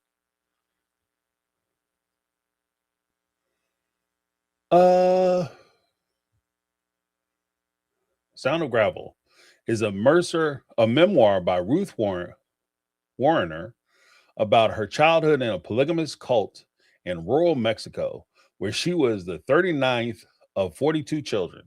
The book details her life in poverty, the violence and control within the community, and her struggle to reconcile family loyalty with her desire for a different life, ultimately leading to her escape and a story of resilience. The Sound of Gravel. So Ruth Warner. Okay. That might be interesting. Yeah, because the Mexico group, that's the group that Cody said that that's the group that David's people was a part of. Actually, Christine's mom is related to the Mexico group. That's how she's a double blue blood. So but Cody said those people don't understand polygamy. So because they don't know jack. Apparently, Ruth Warner disagrees. But that's also a crazy thing too, like to have like that many wives. And that's why I've always, like I was talking to my wife about it earlier, as much as we talk about like the men and how they benefit from these relationships, the men are just as trapped as the women are. If you really think about it, the men are just as trapped because you marry 3 women, 4 women, 5 women. First thing you do is start cranking kids. You are trapped. Especially if you don't have a TV show on the horizon, your ass is trapped. Cody was a good father before Robin. You mean before the show? Cody was a good father. Because Cody was trapped. Yeah, he came around because where else was he going to go? He got 13 kids. Where the hell was he going to go? It's like he could go out somewhere. He had no choice. He had no money. Shit. And let's be honest, you just happy he coming home. It's not even you're great dad. He's just coming home. He's a great father. No, he's just showing up. But your ass is trapped. Like 3, 4 kids. That's why I say like that shit. Like as much as people sit there and pretend like it's all a man's dream, that is not a man's dream. To have 4 women and you trapped in poverty. Look, if you have 1 woman and your ass is broke, that's a hard fucking relationship. And I'm not even saying she makes it hard. I'm just saying like your desire to want to be able to provide more or do more in your relationship and you can't, that's a point of frustration. If you have a partner who's coming down on you because her girlfriends are going somewhere, she checking out Instagram and everybody living Instagram rich life, and she broke as hell and you broke with her, it's hard doing 1 woman like that. and then you got 3 more, your ass is trapped. And then kids start falling out everywhere. Then you definitely got to stay, because Lord have mercy, if they take you to child support, they put you on child support, you are ruined. Cody barely making bills trying to sell signs. There's no way in the world he would have been able to sustain himself with child support payments for 13 kids.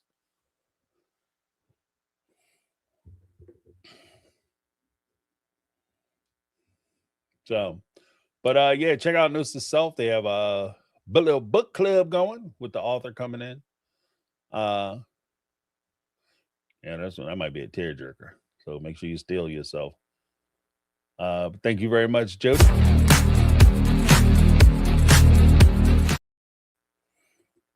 Yeah, that joint might be rough. That might be rough. But it's just, you also got to be. I think that individual stories are important because it gives a face to the suffering. But the only thing I would say is that if we're going to talk about the individual stories, we have to continue to have conversations about the practice or institution generally, because it's too easy for you to slot it into kind of what the Brown family did initially, which was, this is a Warren Jeffs problem. So we have examples of abuses within the system, but this is the person, he's responsible, and that's it. And it doesn't happen anywhere else. So we just have to be careful about that part of it.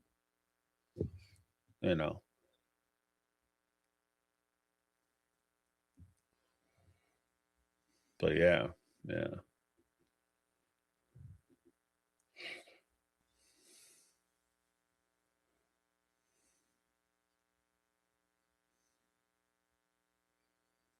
What is this? Christine was upset when the leadership said they could not take on another wife because they were broke. But why add more wives when your kids are starving? The more income, Them guys, a lot of them people ain't thinking long-term solutions. They thinking short-term problems. Like, oh, it's not a bad thing.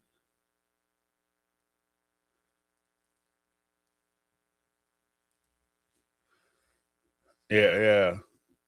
Because like Brittany said, this is a Warren Jeffs problem. Then a half later, Christine admits similar things will happen in their group. Exactly. It's us, not them.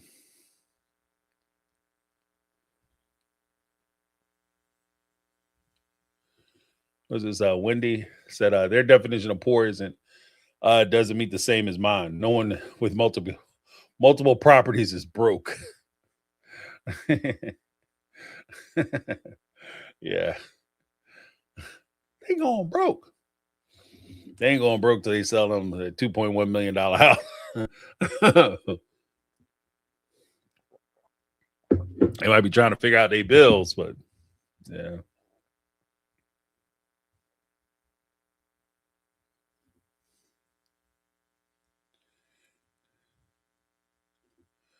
I never knew men could be such bastards. Yeah, don't piss me off. Yeah. I remember Christine said that. I was like, the shit was happening in your group. The shit was happening in your group. There was a person, I don't want to holler their name out, but they told a horrific story. Yeah, I don't want to say too much because like you'll be able to figure it out. But they told a horrific story about the AUB.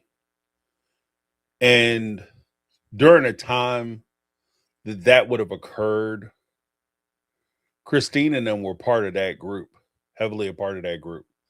And that story is horrific. Like it involves SA and the father being like the victim's father being told about the assault and turning around, forcing his daughter to marry the person who assaulted her. Hey, but Warren Jeffs, you know what I mean? Like, what the fuck? What are you talking about? So, yeah, I just, just not, I don't know. But again, I think that, I'll wrap it up with simply this. I think that there is a point where, like I was saying about the catfish thing earlier when I started out, all of these stories were made possible because nobody said anything. Because the conversations behind these stories and their experiences were uncomfortable. These are uncomfortable stories. These are uncomfortable topics. And as long as we hide, evade, or refuse to discuss these things, we're not protecting people. We're merely protecting the people who would take advantage of or violate other people. And we're enabling them to do it because in that silence, they find violence, they find power, they find anonymity. And through that anonymity, they're able to hide, conceal, and then deceive their way into another person's life and create another victim. So the best thing we can do if we genuinely are insulted and we want to help is for us to say something. You see something, say something. Be a vanguard of truth and honesty as opposed to trying to protect with silence. Because through silence, lies and deception, those are all tools of the enemy or people who will go out and openly violate or hurt other people. But that's what I have with that. Thank you guys so much for showing up to my pop-up. Appreciate you. I don't want to leave anybody hanging because I don't know if folks were actually going to come in or not. But I've been thinking, like I said, I've been thinking about the whole catfish stuff, and I have some things I want to say about it.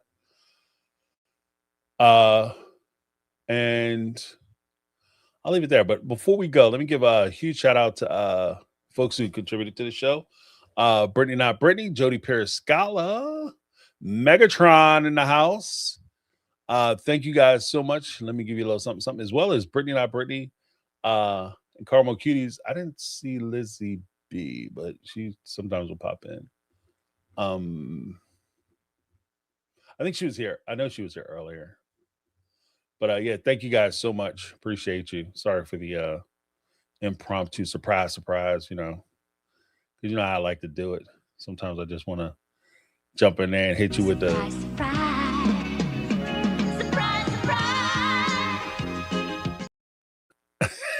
That's my girl.